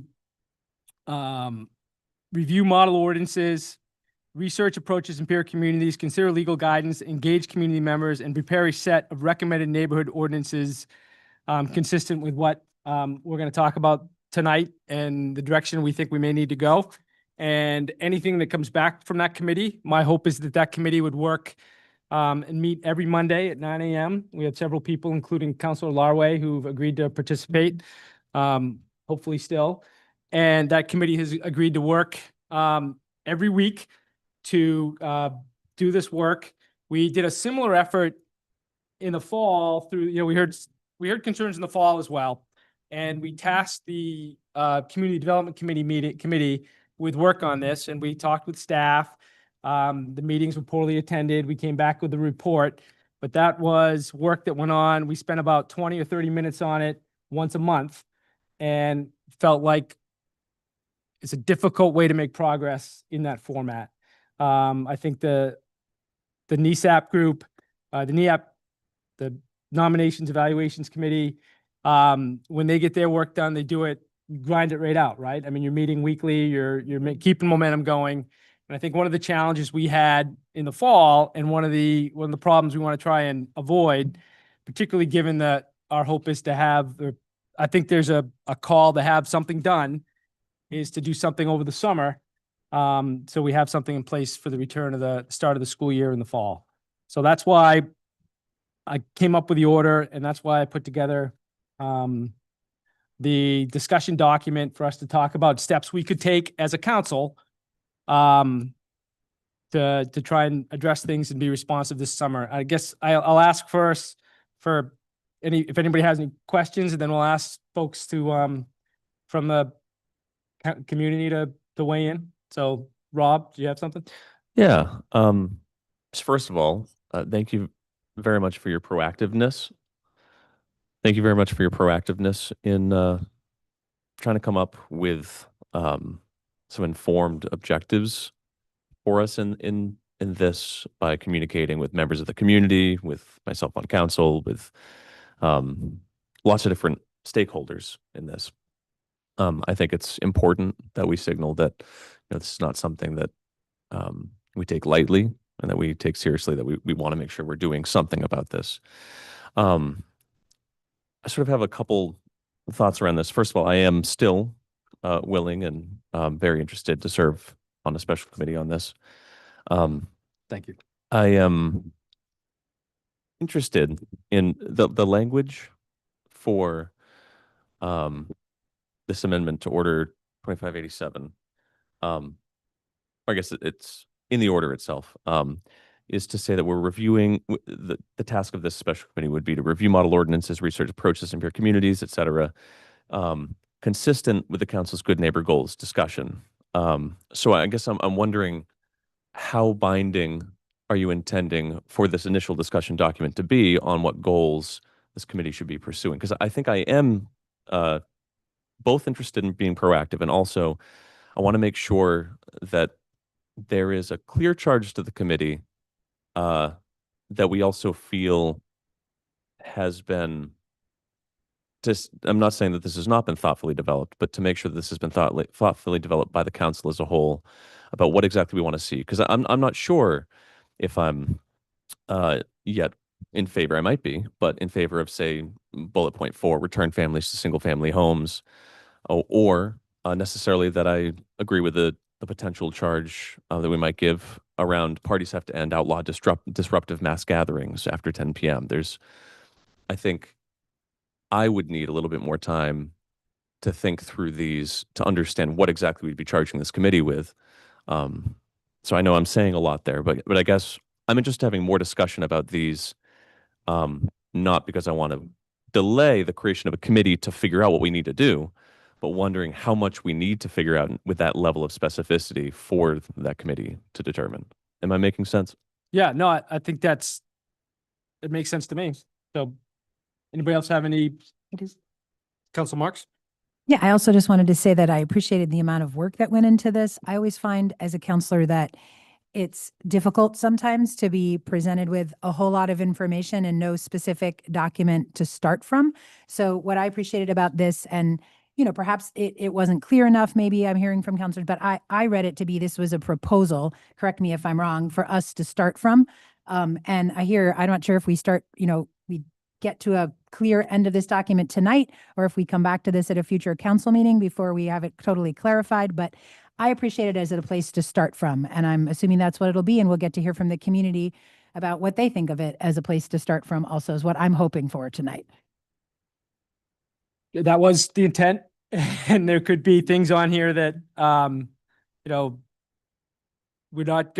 we wouldn't charge the committee with, or we could. So that's absolutely. Might I just clarify part of what I was saying? I also took this to be, in your intention, to be a start to the conversation.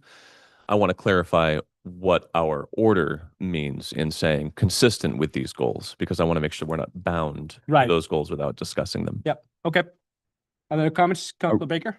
I'll come back to you, Leo. I thank you, Councilor Laraway, Rob, for actually succinctly saying one of my concerns. So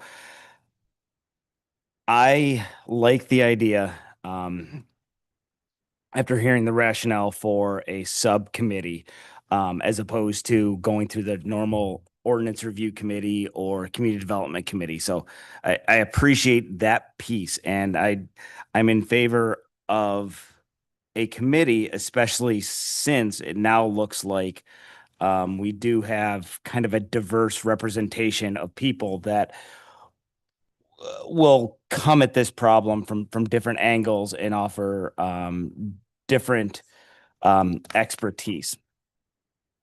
I guess one of my concerns and why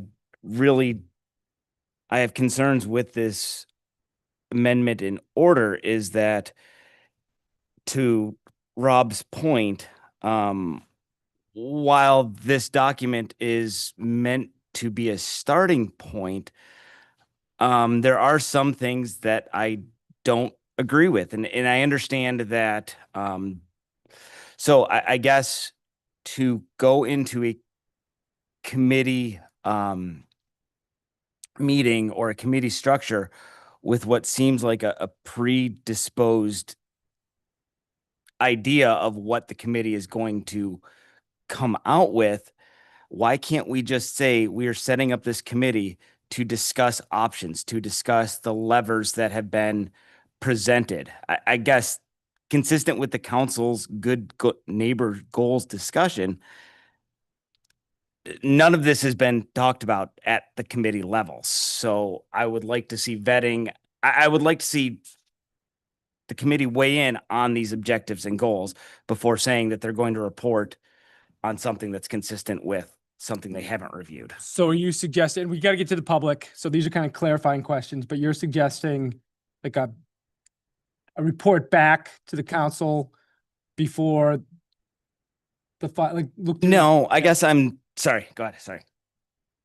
No, I guess you're not suggesting like a report back and then more direction from the council. Okay. No, if people want to follow the committee, then they'll go to it and see it on YouTube. Yep. I guess I don't know if this is how this works, but I would like to amend the amendment to strike out the consistent with the council's good neighbor goals discussion. That's, I guess, my piece that I Okay. have my biggest concern with. Okay. So that's, as I hear it, it's a little more open-ended than what Rob was talking about in terms of, is that fair to say? I suppose. I mean, I think I'm in agreement with what Jacob's saying, but I also feel like what you have proposed here, I mean, especially as chair of the town council, I think what you've developed here carries some weight. I think it should be part of initiating discussions that any committee we created should be considering and looking at, even as I potentially disagree with some of these items. Okay. But I think that the levers document that has been provided to us is particularly valuable for us to be considering. Although I understand that this has also been developed in conversation with many people too, which is why I respect it even more as an important part of the launch pad of discussions that the committee would have. Okay. Thanks. So I'm a little Yep. confused at Yep. what we're doing here. I think we're asking questions, clarifying questions. I don't know how we delineate what's a clarifying question, but just to comment on the comments so far, I appreciate that we're suggesting this is a starting point, but I think what really throws me off is all of the specificity that you've included in this. It's not a framework. It feels to me like you've kind of carved it out down to the point where you've elected, you've put forward who should be on the committee. Jake mentioned, he likes the idea of them of this committee discussing the levers. And I think I prefer the idea of council, the elected representatives discussing the levers over a committee that a new committee and the other, maybe this isn't the time for the question, but also don't understand why we do have an ordinance committee. I don't understand why we've gone outside. If we're going to review it, if the goal and objective is to come back with ordinances, that sure seems like it should originate with the ordinance committee, ordinance review. Councilor Marks or Councilor Powers, you want to go? And then if you have a response, He's pointing at me. Yeah. Do you want me to go? yeah, go ahead, Matt's. I just wanted to say two things. One is, the ordinance committee's charge is not to be in charge of all our ordinances. Like as that is written, if you look back at their charge is very specifically to do a 5-year cycle of review of ordinances that town staff bring to them. And also, to be looking always at our comp plan, the one that's already in existence, to make sure that anything that needs to be updated to make those comp plan, efforts and objectives move forward gets done. Any committee of council can be bringing ordinances forward to us that we believe need to be amended. And we can create any special committee to do that. Just so we're clear, that wasn't how the ordinance committee charge was written. But I wanted to say that I'm basically in agreement with Leo, that my real opinion is that I love the idea of having a subcommittee to do this that's not one of our committees, because this does need to happen in a more intensive focus than our committees that only meet once a month and take very long to get to where they are. So I love the idea of a special committee, which we have the ability to create as council. And I love the idea that council maybe give that special committee a little more guidance than just take a look at these levers and go. And that we do have some council discussion about what we're charging this committee with after we've listened to the public about how they feel about what this committee needs to be charged with. And these, statements here are also a point to start that discussion. So I hope that we have that discussion either tonight or next week as a council, and then send it off to a special committee, which council would need to create, because the ordinance gives that power to council, not to the council chair, which he did not know. And I want to say that's not his fault.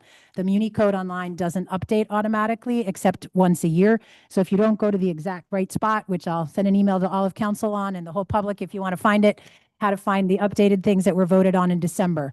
But they weren't that easy to find. So I just want to give our council chair a break, that I don't think it was easy to find, that he didn't have the ability to just create it. So there you go. Well, I don't know why I voted for that change in the beginning in the first place, but I know I did. So, and does anyone else have any kind of Matt, did you have something, again, kind of? No, I just wanted to say, I actually do support having this special committee, especially because there's a lot of energy around this from the community that I think people would want to be involved in. And this will be an ongoing once a week thing that we also can participate in as counselors if this is something we're very, very interested in, and we should keep track of. And even if we can't make every meeting, we can look back on YouTube and follow it and put in our own suggestions. So I don't think it negates our input or our discussion. And it also, I think, allows for a structured area where our community members can be quite involved in it. Councilor Hardison, do you have any I think thoughts before we open? my only thought is some type of representative from the students. It's probably a little too late with summer, but there must be somebody from student government or student affairs that would be around this summer that could participate. Okay. Can I like just, one last thing, but I do agree with Leo and Jacob a little bit.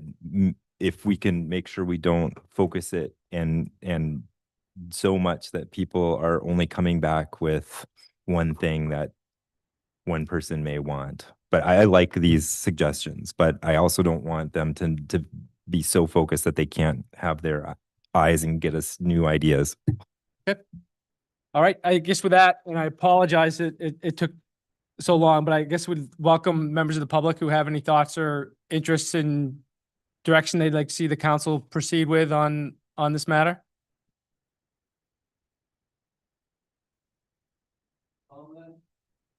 What's that?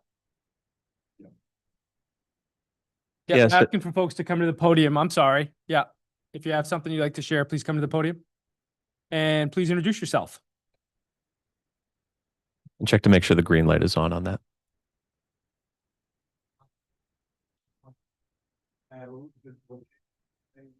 If we look at these. Yeah, that's better. My name's Doug Palomino. I'd like to add a little bit to what Jacob was saying. If we look at these, only the first one is really a goal. The rest of them are how to accomplish that. And so, as he said, it's really predetermining the discussion that's going to follow along certain railroad tracks. Somebody might have a great idea that's totally outside of these steps in order to accomplish number one. Thank you. Well, Yep, thank you. Anyone else like to share anything? The document, there are copies of the document on the table. I apologize, it wasn't. Yep. Hi there, Sam Coons, I live in Mainwood Ave. Just a couple thoughts, and I haven't read all of this. I had it on my phone, and at 57, I can't read that damn thing, so I'll print it out tomorrow and read it on a break at work. Just a few things with this, the whole situation and a lot of the action that's happening up here right now. You know, so this may be, I got a few things that I just want to say, and it may not be really organized, I'm sorry. But it's a huge part of this is building relationships with the college community, with the students. And that seems, I haven't heard much at all about that. I haven't heard, well, to quote the great Tommy Lee Jones, what we have here is a failure to communicate, right? And so make sure that outreach is happening. There's been a lot of reaction from students who were just horrified at what happened. So I think it's important not to just come at it with a hammer approach where we're going to make some policies and God damn it, everything's going to be a nail, right? So just be broad with that. Also be careful.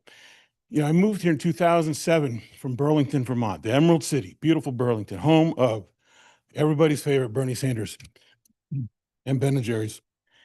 And it's slipping. It's slipping. There's some terrible stuff happening there. You know, the entire the letter was just submitted to the mayor's office about how from all these businesses, they wrote it together, they all signed it. Friends of mine back there signed it. They're having drug problems, they're having safety issues, they're having police coverage issues. They've been making cuts, you know, along the way. You know, it is a slippery slope. You know, sure, it's a college town, right? And the whole town gown thing is the same there as it is here. And all these other towns that that Clint was talking about, but it can slip. You know, it used to be the private homes are getting bought up and turned into apartments. You know, we see that everywhere, every college town. But other issues can creep in too. So be careful. It's a slippery slope. And when you start hearing about multiple incidents coming from the same property, that is an issue. I think there is some obligation on the landlords to hold their tenants accountable. I know that's inconvenient and potentially expensive. But it's like, we all have to be in on this. Every single, you know, stakeholder has to be involved with this. You know, that includes the landlords, and that includes, I live on the other side of town. I don't have a lot of college students there. But I still care, right? I used to live on College Heights. I've collected several pint glasses from my lawn over the years that I did not put there.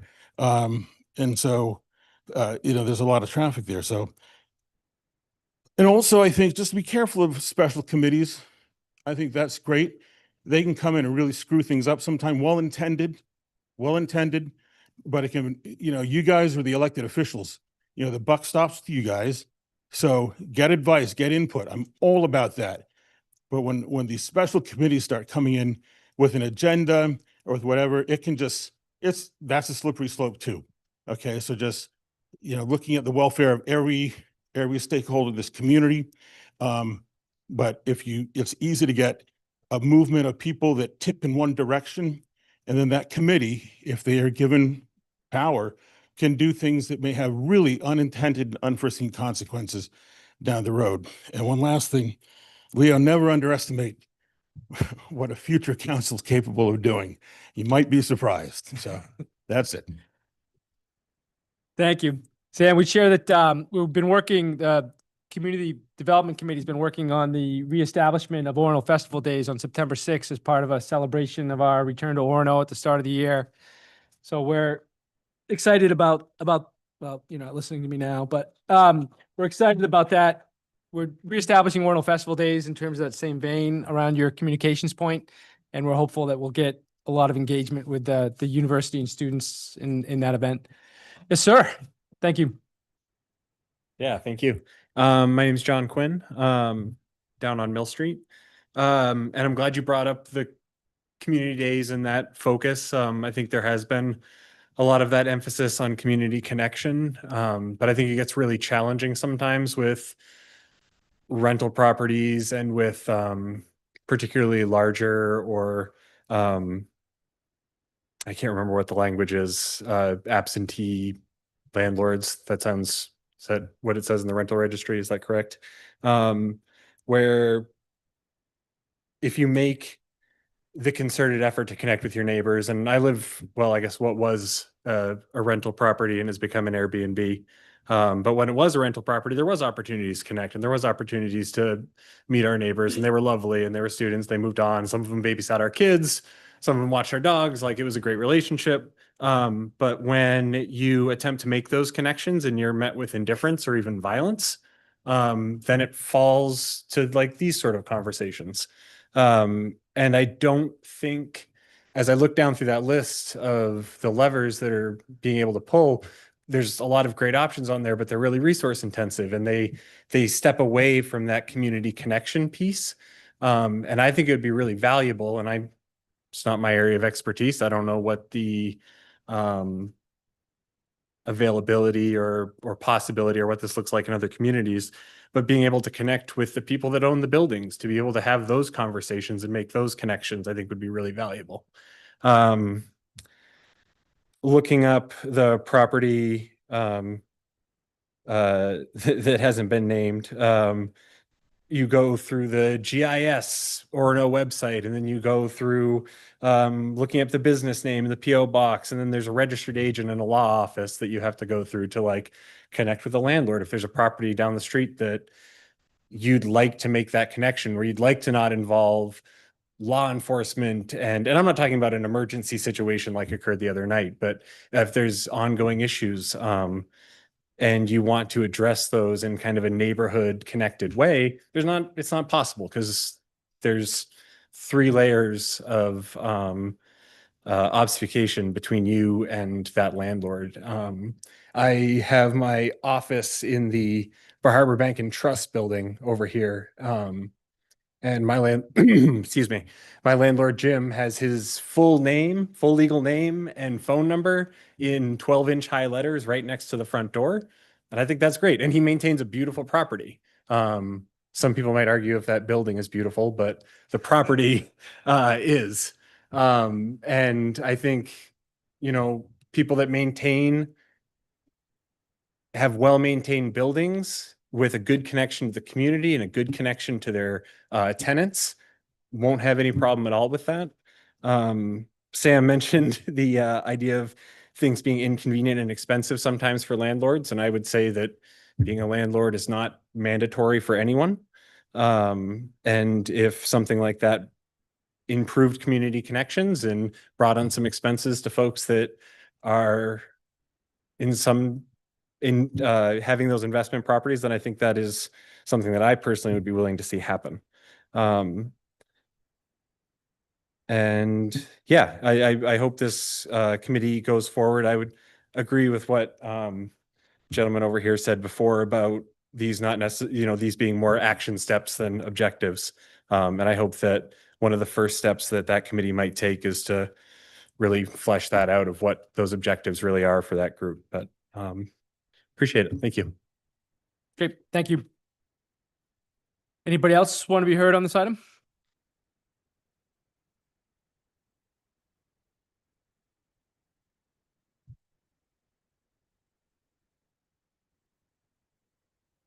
Hi, my name is Lisa Feldman, and I live in the Old Parks Hardware Building. I have a great landlord I live in.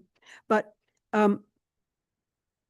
like this gentleman, I sense a certain mismatch between our general charge, which is like, how can we create an Orono where everybody feels part of one community, and a very narrow focus on rewriting our ordinances. And I have a long perspective on this. As you'll see, I'm very old, and I've always lived in college towns. I was born in one.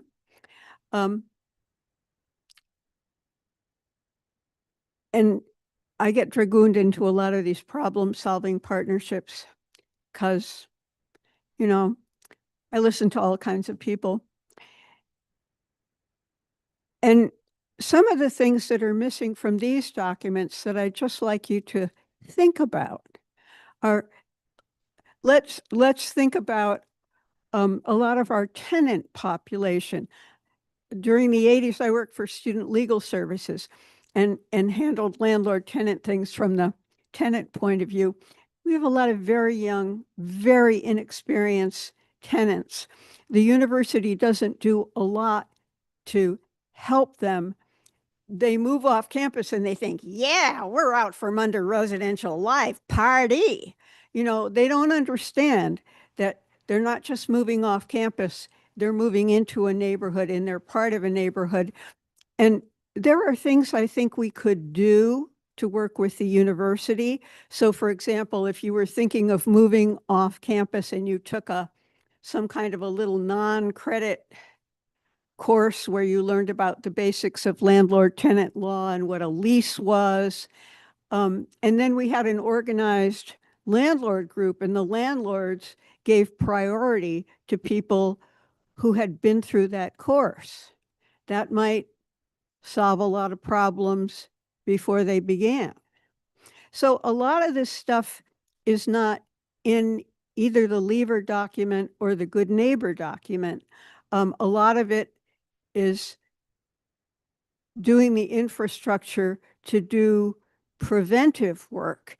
And that's pretty easy to do. Like one thing we could do is maybe do a pilot project this fall where there were a lot of student housing and get the neighbors mobilized, give them a leaflet, introduce themselves if they have students living next door. I always did this and said, you know, it's great that you want to have your friends over and entertain, but I'm going to have to explain that we have this noise ordinance. My bedroom is 6 feet from your back porch. If I have to call the police on you at 2 a.m, a noise complaint is a civil infraction. But if the police find people underage drinking here, you could be arrested for furnishing alcohol to a minors. That usually solved, you know, a lot of party behavior stuff before it began. So I'd really encourage you to think in that problem-solving way and work with the university more actively. Thank you. Thank you, Lisa. Anyone else have anything they'd like to share?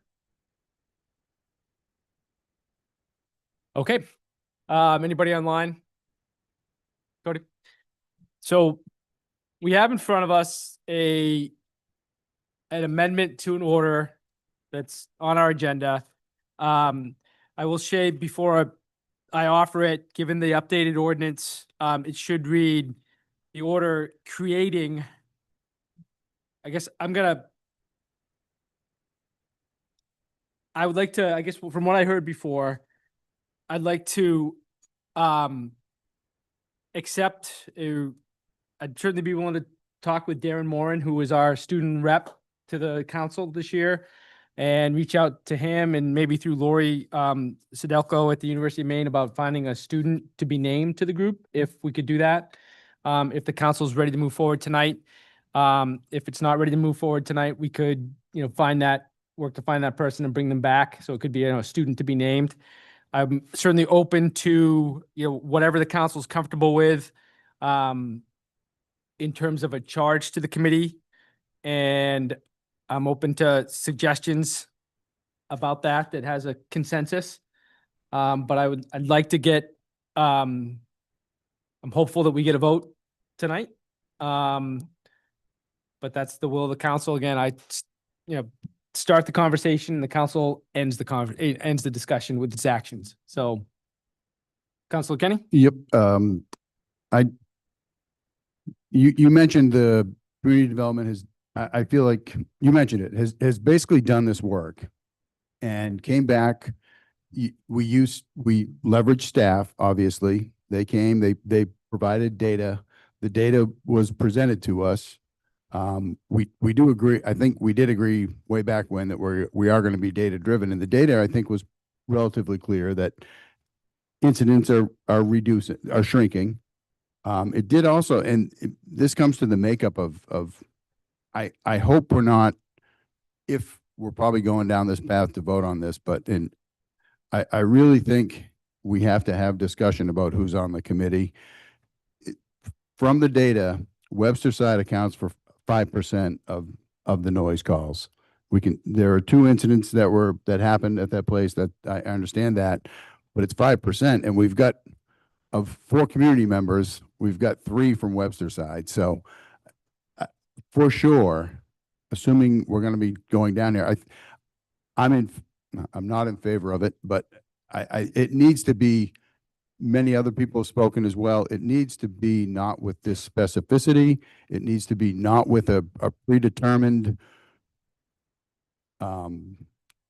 subcommittee appointed by the chair. I mean, I think that's a discussion we should be having as a council. So I guess that's it. Okay. Councilor Baker? So, again, I go back to kind of what I previously said, but you were asking for amendments, thoughts. So again, I am supportive of formation of a committee. Who is on it? I will, I guess, defer to others so long as we have a diverse group of people that includes landlords, management companies, neighborhood residents, so that we get as many viewpoints. I'm supportive of that. What I would like to see is to either revise the good neighbor goals or detach that from the committee. I agree, and everybody knew my, thoughts going into this, but it seems like based on kind of some of the things we've heard, other people feel that the same way. So I'm in support of some of these, but mass gatherings, concerns about that. So I guess if we can either refine our good neighbor goals or detach that from the committee, then I can get on board with this. I'm happy to detach the good neighbor goals if that's the will of the council. We could strike that, but I'm open to Council Marks. Yeah, I would like to say that I am in favor of a special committee. I think this is a particular problem in college towns, and putting some real concerted effort into it with a committee that's focused in on that is a good idea. I'm pretty sure that the report that we did hear back in the fall from our Community Development Committee, I think I just heard tonight from everyone on the Community Development Committee sounding like they're in favor of such a committee and feeling like something needs to be delved into in more detail, which is what I think special committees are good for, is when a very specific issue needs to get delved into in more detail. And I'll be happy to be corrected by Matt and Andrea and Dan, who are on that Community Development Committee, if I'm wrong there. So I'm definitely in favor of a committee. I'm happy with us amending this, as folks have suggested. That makes sense to me. This does feel a bit prescriptive, but I am also a little concerned about not giving the committee a clear charge. So, what Jacob's saying about, could we as a council take a look at these goals here, these 5 good neighbor goals? And if these aren't the good neighbor goals, at least give some guidance as to what we are charging this committee as goals to create. So, maybe it's going to be more general than what's listed here. So, in addition to everyone belongs in Orono, which I do think the community development has done a lot of good work on already about how to create that belonging. Maybe some of these other goals need to be more general and not specify whether we're going to outline mass disruptive gatherings or not, but perhaps say that everyone deserves to be able, have quiet in their neighborhood during our quiet hours, because we have quiet hours already in our ordinances. And maybe it needs to say something specific about everybody deserving to be, physically safe in their neighborhoods, which in Webster side has started to feel sketchy. There's people out here, and not many have spoken tonight from Webster, but it's starting to feel sketchy with the number of, things that have happened this year.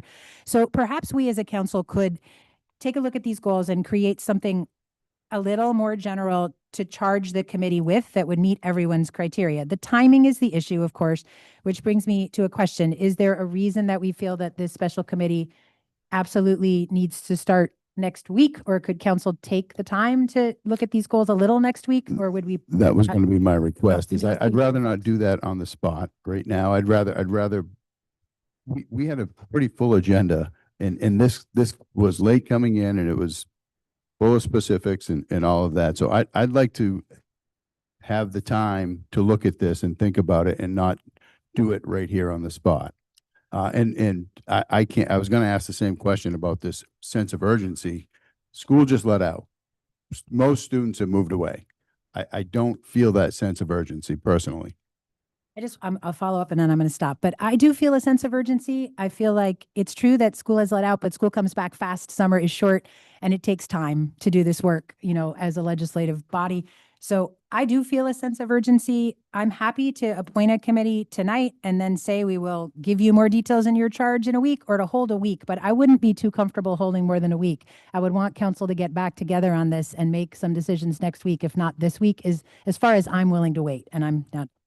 Quick clarifying, when you say you're happy to appoint a committee, you mean agree that we're going, appoint the individuals or appoint, or agree that we're going to form a committee? What, how do you mean that? I'm okay either way, however we want to proceed on that.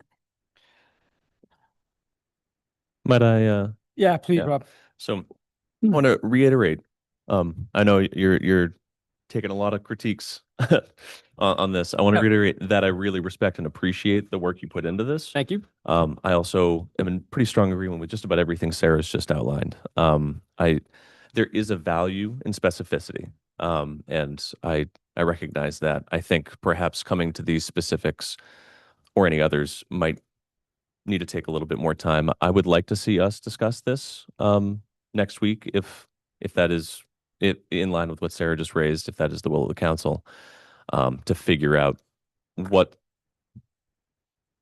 the right balance of specific to general objectives is on this. As far as appointing the specific committee members, I don't feel strongly. I do hear, I think Leo's concern is valid about, this is something relevant to the whole town and, representation from perhaps disproportionately to one neighborhood. I understand the concern there. I don't feel very strongly about it, considering this is the area where it seems like there have been significant public safety concerns. I feel like these voices perhaps do have more weight in this discussion. I'm not sure. I'm not sure where I fall on that. So I think I would probably, if this comes to a vote, I'd feel comfortable voting for this group of people with the caveat that I would very much like to see us pursue some more direct student involvement. And I also really appreciate sorry, I'm saying many different points here, but I also really appreciate the emphasis from a number of community members on continuing our community engagement efforts as part of this. I mean, these incidents, most students who go to parties, they're not leaving and becoming violent. I mean, this is also a bigger issue than Orono. This is, we've got people in leadership advocating for a lot of violence all over this country in ways that we don't need to get into right now. But I think there's a larger cultural issue in addition to an Orono specific issue where people feel emboldened to act in certain ways that are discriminatory and hateful. But regardless, I guess I've said all I need to say. I would like to amend, in line with what Jacob said, removing the bit about being consistent with council's good neighbor goals discussion. And I'm not opposed to this remaining in the conversation, but perhaps not guiding it. So it feels like a tabling motion would be in order, and then we come back next week with an updated amendment on this. Is that kind of the sense of the council? Sounds about right to me. I'm going to vote against the table motion just because, stubborn like that. But I want to say out loud that I think a week's worth of work could be a good addition to this. And I would commit to the council to work with Darren to try and find a student to be named. If other people are going to want to name other people to this, have at it, come back at it. It's on you, right? I mean, these are the people that I've talked with and who are willing to serve. And I'm happy to, if you've got ideas on the language, I'll try and work maybe on some themes, but I'd like to offer other people the same opportunity to provide some leadership on this and responsiveness. So I will, if that's. I have a question. Yep. Yeah. If we amended this to take out what folks wanted about preparing a set of recommended neighborhood ordinances. And just left it at that, or left consistent with neighborhood goals, any neighborhood good neighbor goals provided by council within the next, 2-week timeframe. I mean, I don't care. I'm ready to appoint a committee personally. So All right. I think a lot of us are ready to appoint. I think my question is more to give some space here for Okay. council to have a discussion about what those goals are. And maybe that can't happen. Maybe it needs to be in that order. I'm happy to wait next week to appoint, and I'm happy to table if that's how folks want to go. But I do think that we don't want to wait longer than next week. That is my only real firm line for me. Do you want to offer an amendment to that? Start writing. Someone's nodding in the audience. I would motion to table, and I really think we need to look. Motion to table is never up for debate. So is there a motion to table? Oh, Is there a second? I'll see a second. All right, moved and seconded. All those in favor of tabling? You don't have to vote yes. All right, so I don't have to do a roll call on that, right? Nope. So we're all here, so it was 2-5, not to table. Okay, so Council Marks, do you have an amendment that you want to? Okay,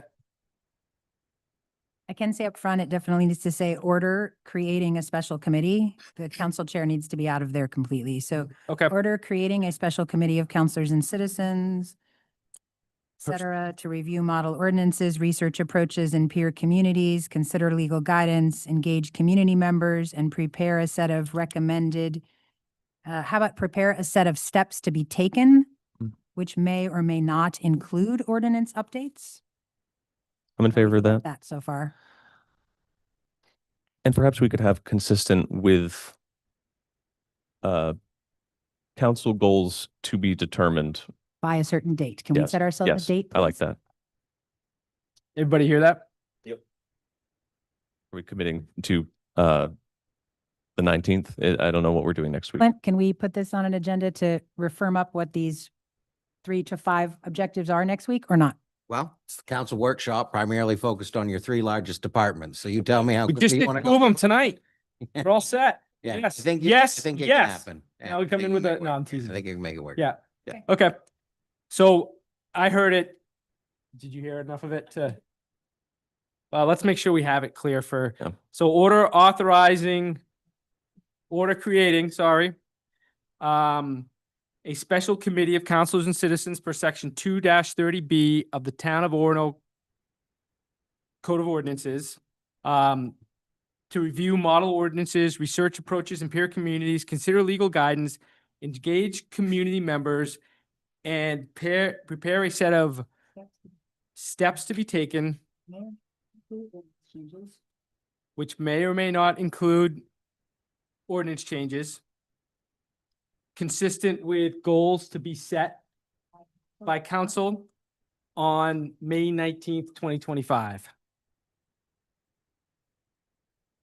The special committee's findings and recommendations will be presented to the town council at its meeting on Monday, June 23rd, 2025. so there are 8 people on this list currently. Again, 3 from Webster side. I appreciate that you've said people can come forward with names, but what's a realistic? 8's a pretty significant number as it is. So if we all come forward with a name or 2, we're going to get up to 15. I think we're naming, if the amendment passes tonight, I think we name the people tonight, and you could invite anybody to come to any of the public meetings to participate. So, and I respect and I'm friends with all of these people, but I have to say, we've got the chair of the school board on here whose spouse is also on this committee. I would It just recuse seems myself like, from this well, meeting. yeah, I'm not saying you have to recuse yourself, but it just and the planning board, and we have people that are doing a lot already and a lot engaged with this community. And again, those are 2 of the 3 from Webster side, and we have other parts of the town, and now it's, encourage people to come watch and listen. I don't know, Leo. People are busy. There's a proposal in front of us, and people are getting assaulted in one of our neighborhoods. So we can move ahead and do this, or we can't. So I I'm guess- curious, Sorry, I didn't mean to interrupt. Yep. Well, I'm curious, on the makeup of the committee itself, the membership, what other council members who haven't spoken as much feel about the need for specifying that here or waiting until next week's decision to have those, with the understanding that I do appreciate the willingness of all these people, myself included, to serve on this, and I would certainly want to respect that. I have to agree with Leo on that. I'd like to see a broader range of residents in where they live and not just one focused neighborhood. Okay. It sounds like I mean, those are arguments for tabling and come back next week. Our council is going to bring other names back. I would say our other option is to appoint a certain number and say that there are certain slots that are still open to be filled. We could set a number for the committee Mhm. and we could say we're appointing this number now with this many slots open to be filled. That's the only other option I know from the NESAP stuff. What about just setting a number and allowing us all to have the conversation about all of them at once instead of, Yeah, that doesn't necessitate that we table the entire order, but perhaps, and absolutely appreciate, I didn't realize, the fact that you've talked to these people and they've agreed to it, I really appreciate that they've been, I think that's what you said, and I That is what I appreciate said. their Yep. willingness to do it. Yep. That seemed like a step ahead of where we were to me again, but Mhm. Okay. So, and you know, for special committees, we have leeway on how they're appointed. For other committees, it goes out to the whole community. Legally, that's how we do it every year. It goes out broadly, but we always have a choice to do that for special committees too. I said it can be for the other committees, we have to. We do that for our standing committees every year. For special committees, there's all kinds of leeway about how council chooses to do that, but I don't think it's a bad idea to put it out broadly on the thing out there and everywhere else if there's folks that do want to participate. We do that for our standing committees. For special committees, there's nothing in our ordinances that specifies which way they have to be appointed. I think we do need to have a committee. The once a month was not enough for us and there was not enough engagement beyond looking at what could we do when they come back. And we do need to have ordinances looked at. We do need to have more community engagement. I agree with needing a variety of residents throughout the town, but I also would like I like Sarah's suggestion in that we say a certain number of slots and put it out there to either invite or however we do it to add committee members.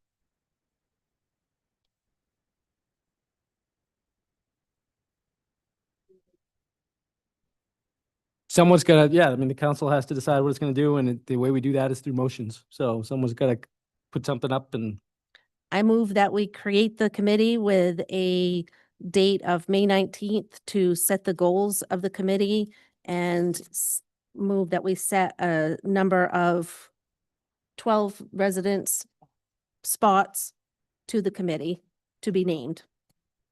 are you open? Maybe up to 12 in case there aren't 12 total that volunteer. Or that we choose.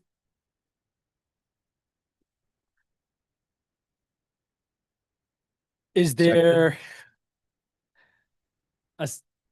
I guess a second to that concept, and then we'll have to work it out. seconded. Second it. All right. So what's that language sound like? It's creating. Can you, Amanda? Yep. Can we clarify? It sounded to me like that was an amendment to the proposal by Counselor Marks. Am I incorrect in that? So if that's an amendment to Counselor Marks, we have Counselor Marks's motion, and we have an amendment that's as recommending that the goals think and spots. We don't have Council Marx's language was never moved. Oh, it wasn't. Oh, And gotcha. it was never seconded. Move on Councilor Marx's amendment to the order. Seconded.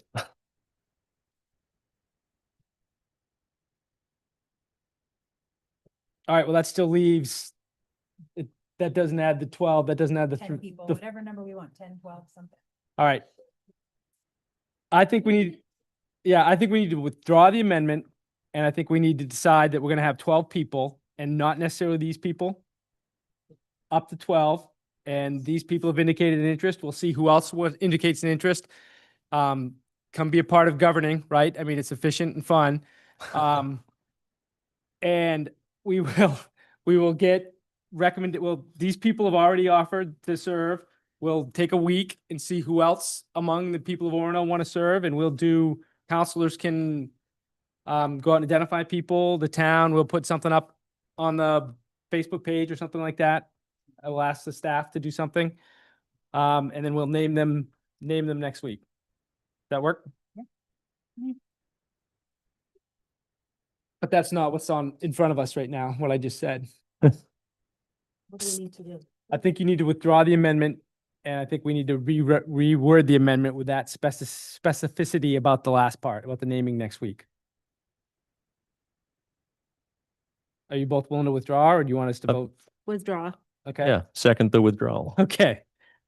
So it needs to read, Council Marks, will you offer an amendment and read it out? I will try. Thank you. Okay, I'll try. Order creating a special committee of counselors and citizens per section 230B of the Town of Orono Code of Ordinances, effective January 8th, 2025. To review model ordinances, research approaches in peer communities, consider legal guidance, engage community members, and prepare a set of steps to be taken. I guess it should say prepare a recommendation of steps to be taken, which may or may not include ordinance updates, period. The special committee will consist of up to 12 community members, period. The special committee's findings and recommendations will be presented to the town council. Are we really going to be done by June 23rd, Dan? Yeah, maybe I need to set a later date. Yeah. So no later than? Yep. What would you like for no later than date, council? July 15th? I like going a little further into July. That's not a bad idea. Can't hear. Oh, no. I think July 15th is fine by me. I think Okay. Everyone's fine with July 15th. It's Okay. fine by me. Do you have that? Second. Is there a second? Second. Clint, do you have any observations? Okay. It does not mention the committee members, right? That's our intent, is to not name committee members tonight. And when we do name committee members next week, we may also pass a more of a specific charge. Yep. Okay? And it's separated the good neighbor goals or not? Doesn't have the good neighbor goals, was stripped like it never happened. We could, if, we come back next week and we want to do, Okay, so it's been moved and was it seconded? Second. Okay. Any other discussion on the amendment? thank you to everybody. I mean, Yes. and thank you for everybody being willing to have this discussion. Yeah. I know feelings are high and this is important, and I appreciate And everybody. Proof positive, we don't make meetings, we don't make decisions in secret, quiet meetings. We do it out here on the dais, just, in front of everybody. Okay, so it's moved and seconded. Any other discussion? All those in favor of the amendment? All right, the amendment, thank you, Leo. The amendment passes 7-0. And now the underlying question is order 2587 as amended. Any discussion? All those in favor? Okay, it's 6-0 with Counselor Leo Kenny being opposed. All right, so we still have some work to do, but we did good work tonight, so thank you. And thank you to the members of the community who came and have been a part of the discussion. Can I get a motion to adjourn? No, yes, sorry. We still got a lot of work to do. A motion to move on is well said. I'll take a motion to put order 2588 on the table. Moved. Seconded. Moved and seconded. We'll get a presentation from staff, then we'll open it up to Yeah. the public. I'm Jacob. okay unless Clint, we have to approve by a certain date, the audit. I'm okay deferring this, given that it's 7:20 and we've got a lot left. Is that a motion to table? Yes. Okay, all those in favor of tabling order 2588? Did Clint just nod that there was no problem? We're with it? Okay. So point of clarification. Oh, sorry. Oh, Sorry. sure. So does that mean it'll automatically happen, or do I have to request that it gets put on the next agenda? It'll be among the Be table on the items next on the table for the next then we'll agenda. just pull it off. Oh, we'll just pull it off the next time. Under and- agenda okay. review, so pay attention under agenda review. Okay, It'll perfect. be a tabled item and we'll pull it off. Okay, thank you. Right. What? Okay. Or I could just sneak it on the agenda like another secret. Order 2589, order authorizing town manager to expend $12,500 to create a trailhead space at the end of Forest Hill Terrace for the Jeremiah Colburn Natural Area with funds drawn from the Trail Reserves Fund. Can I have a motion? Move. Seconded. Moved and seconded. We'll have a presentation from staff, it Oh. looks like. Yes. Good evening, everyone. Megan Mazzella, Parks and Rec Director. I've provided a cost estimate along with the memo to you tonight. The Jeremiah Colburn area has suffered some damage due to multiple winter storms. Staff does not have a current accessible point in that property. Besides the access at Forest Hills Terrace, it is surrounded by private property. Thus, the creation of a more formal trailhead to access the property to repair the damage it has since suffered. Okay. Any questions from counselors? Okay. I had asked some previously. So is there I'm just curious. I don't know how it works throughout the whole trail system, but is there a particular reason? It sounds like there's a bunch of trees we have to remove here or something. What is the reason for establishing such a head right here in this one spot? I assume the equipment that's coming in can't go down the trails or anything. It can't make its way. Correct. It is likely we'd need a skidder style machine to get in to remove the trees. The trees have fallen over the trail. They have fallen in ways that can be considered dangerous as they have uprooted in spots. It's not as if trees snapped, as it's the whole root system has come up. In good stewardship, we would want as the town to maintain that property to the best of our ability. That is our only access point. The end of Forest Hills Terrace is a public road that the town does maintain and plow. That the rest of the property around Jeremiah Colburn is all private. Therefore, that is our most accessible spot to make such a thing. There wasn't an existing trailhead at the time, which is why we're moving in the direction to clear a good portion of land to assess the damage, take out the trees, and then eventually turn it into the formal trailhead once the project has concluded. So are there currently trees across the trails? Is that what you're saying? We have had Public Works and the Land Trust sometimes helps us steward to cut narrow spaces through the trail, so it is passable, but it's not wonderfully accessible at the moment. And thank you. And the last question that you had said this is from a reserve. Is that the reserve that we have 25,000 in, and this is but roughly spending half of it to establish this? That would be correct. I go on this trail system a lot. It's pretty gnarly, Leo. Okay. Any other questions from council? Any comments from the public? Okay. Hearing none, are we ready to vote? All those in favor? Thank you, Megan. It's unanimous. And more Megan. Order 2590, order dedicating a bench in the Netto Savoy Park to the veterans of the Wright family. So Do we have a moved. Motion? Second. Did we get a motion? Somebody, oh, okay, sorry. Sorry, I was very quick about it.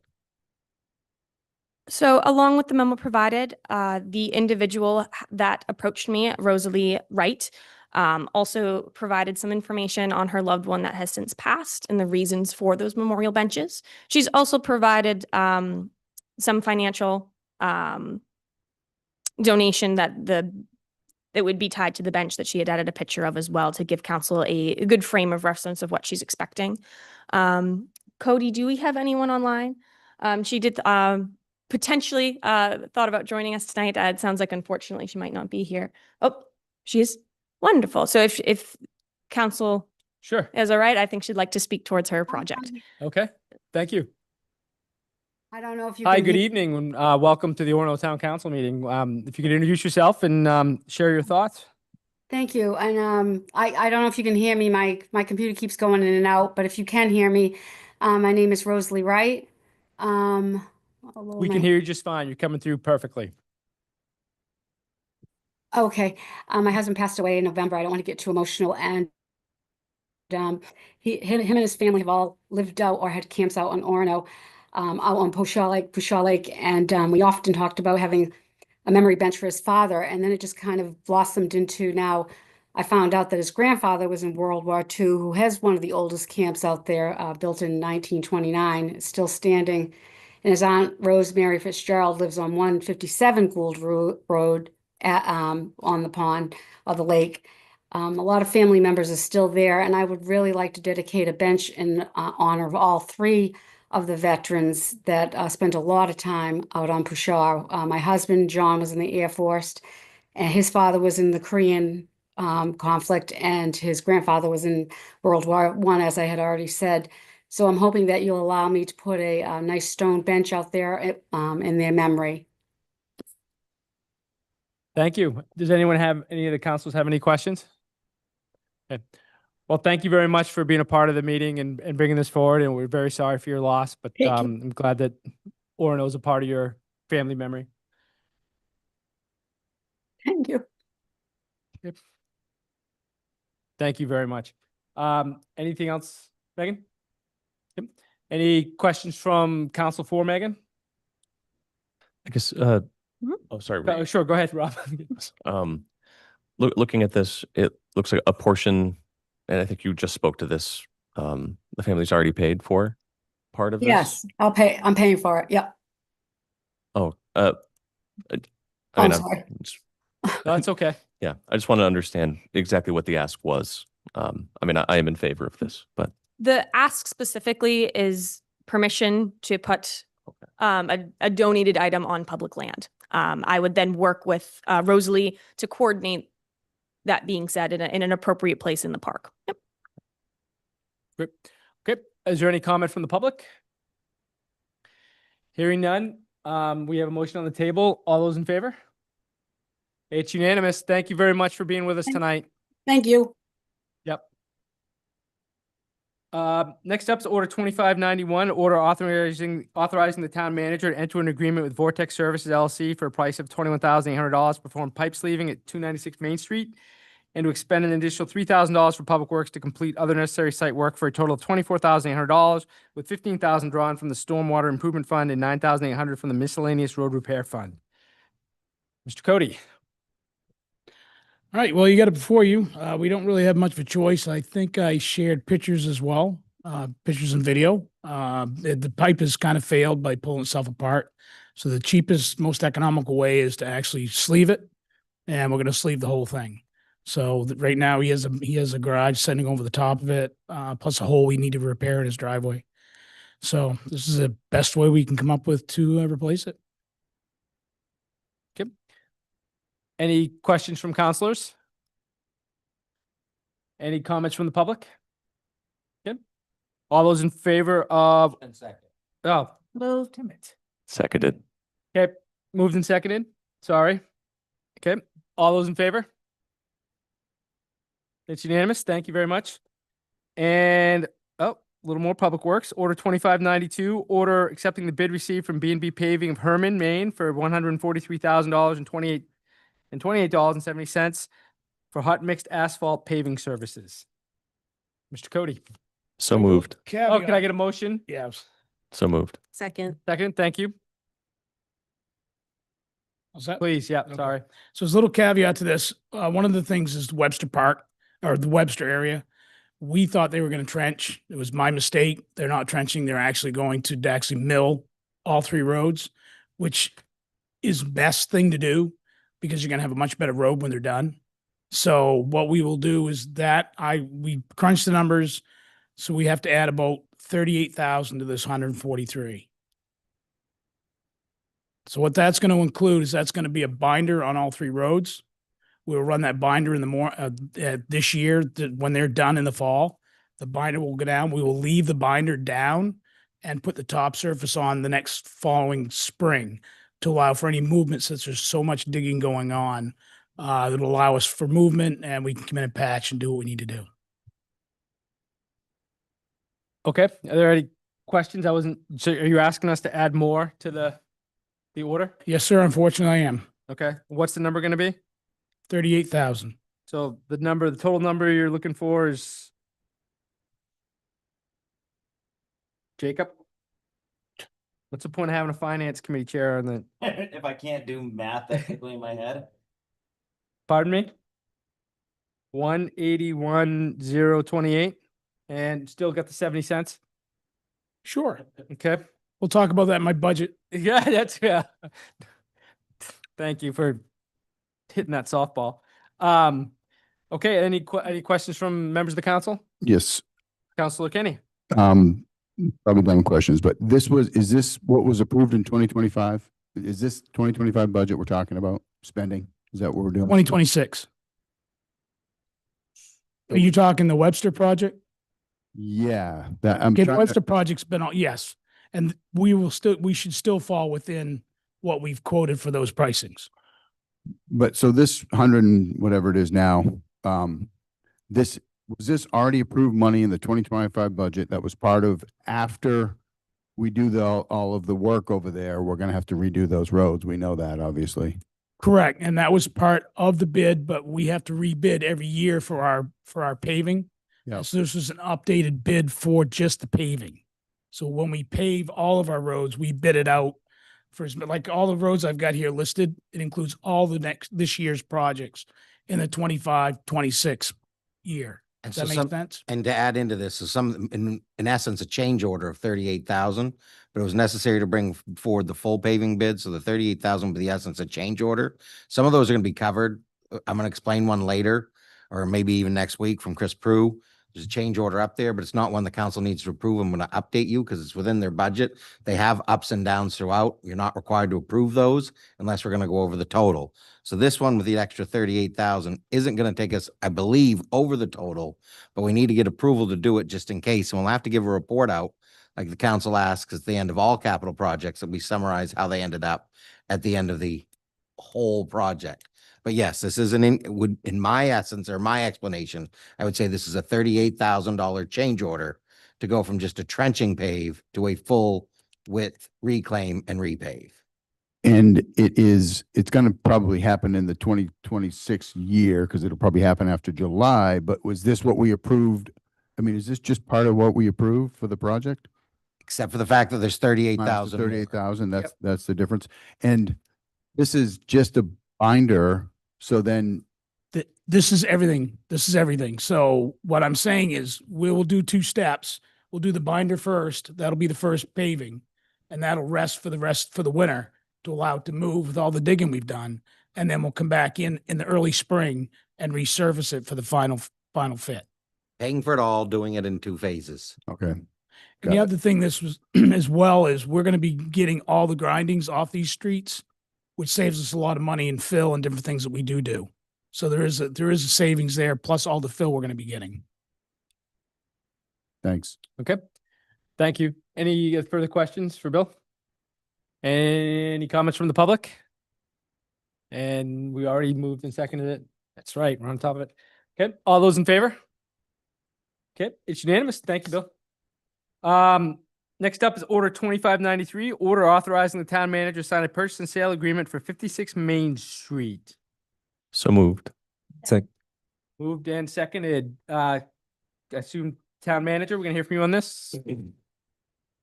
Sure. Thank you. Sorry. So the attached is a purchase and sale agreement, as outlined from last week's meeting. It's a property across the street. We can all see it if we look out the window.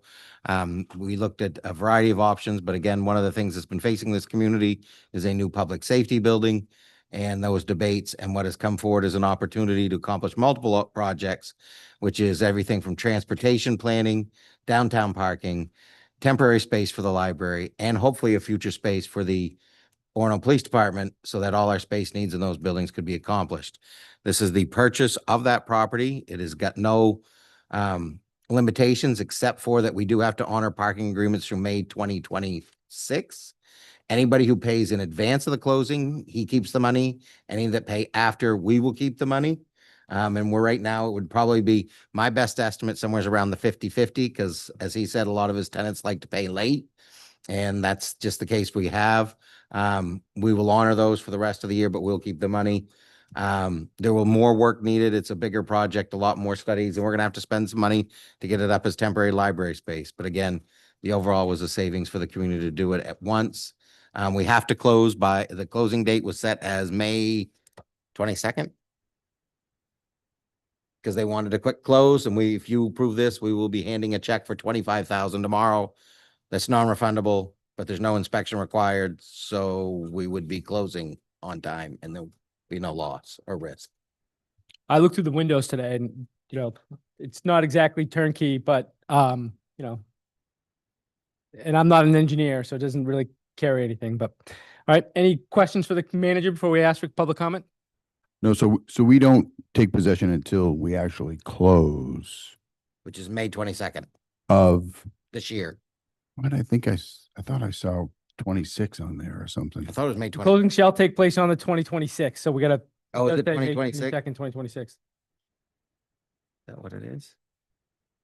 So there have been a lot of dates, and I thought I had that one in my notes. Yep. There we go. Got it. Glad I asked. All right. So we're going to fix that, right? Sorry.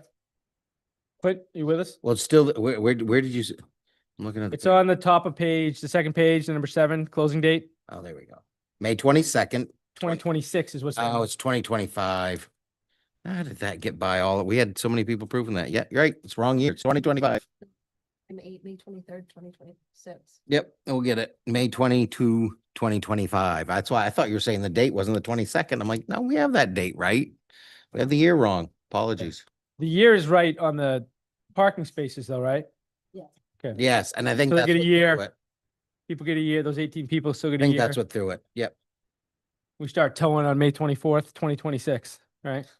And I appreciate the work that staff, assistant manager and manager have put into this. I think it's not a no-brainer where it's a significant investment, but it really is going to fit some key needs for us. So appreciate the effort. Okay.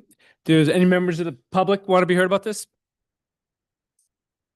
Come on up. Thank you, please. And when you get to the podium, make sure that the green light is on.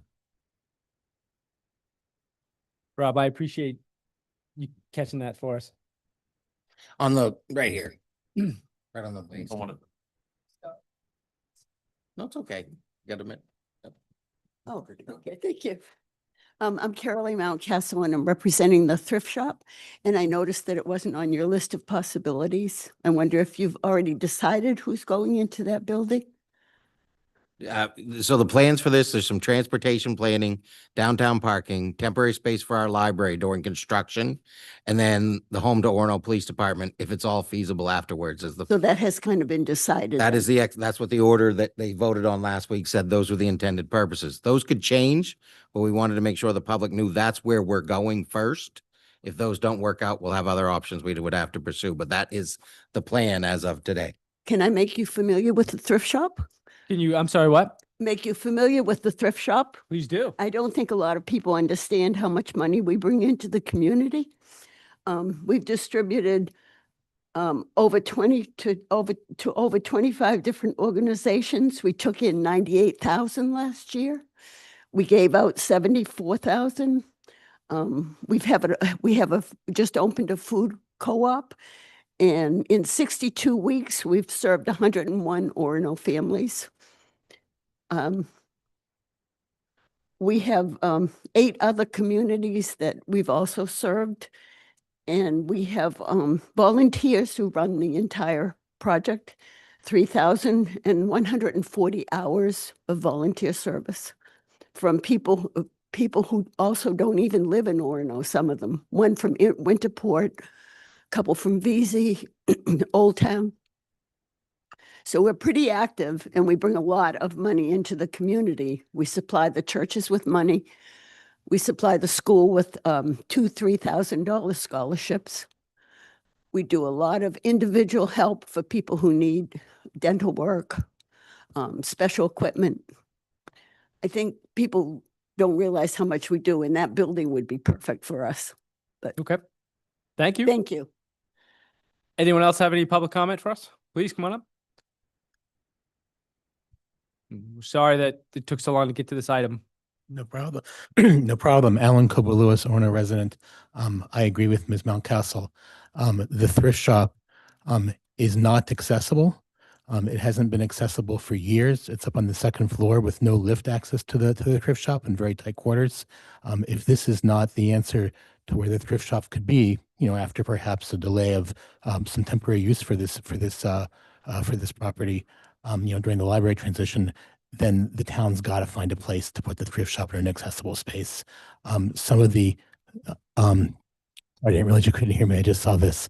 Just to recap, the thrift shop's not accessible, needs to be accessible. And some of the populations that Carolee was referring to, some of those folks have physical limitations and can't get to the thrift shop that's supposed to be supporting them. So if the town's going to be serious about this, then the town ought to put this in an accessible location. It's a job that was deferred a number of years ago, and it's time to stop deferring it. Thank you, Alan. Thanks. Yep. Any other public comment? Okay. Is there any more council discussion? Okay. All those in favor of order 2593, please signify by raising your hand. Great. That's great work by staff, and thank you very much for all that. That concludes our action items, and we're going to hopefully do a very quick council committee reports, and then we do have a town manager's report, and we have an executive session for this evening. So council committee reports, Matt, Community Development Committee. We don't have anything going on right now. Yep. Finance and Operations Committee. Nothing. Okay. Nominations, evaluations, and council policies. We have completed our review of the policy on proclamations and resolutions and should be, staff will forward that to the discussion of work plans for when it gets onto a council agenda with the recommended changes based on our workload. Okay. Ordinance Review Committee. Nothing recently. Our next meeting will be this coming Thursday. Thursday. Yep. At 10:30 a.m. Is that right? Yep. Okay. Update from Matt. Do you have anything on DIB? We just have 2 new committee members and an updated charge. Thanks. Yeah. Thank you, Matt.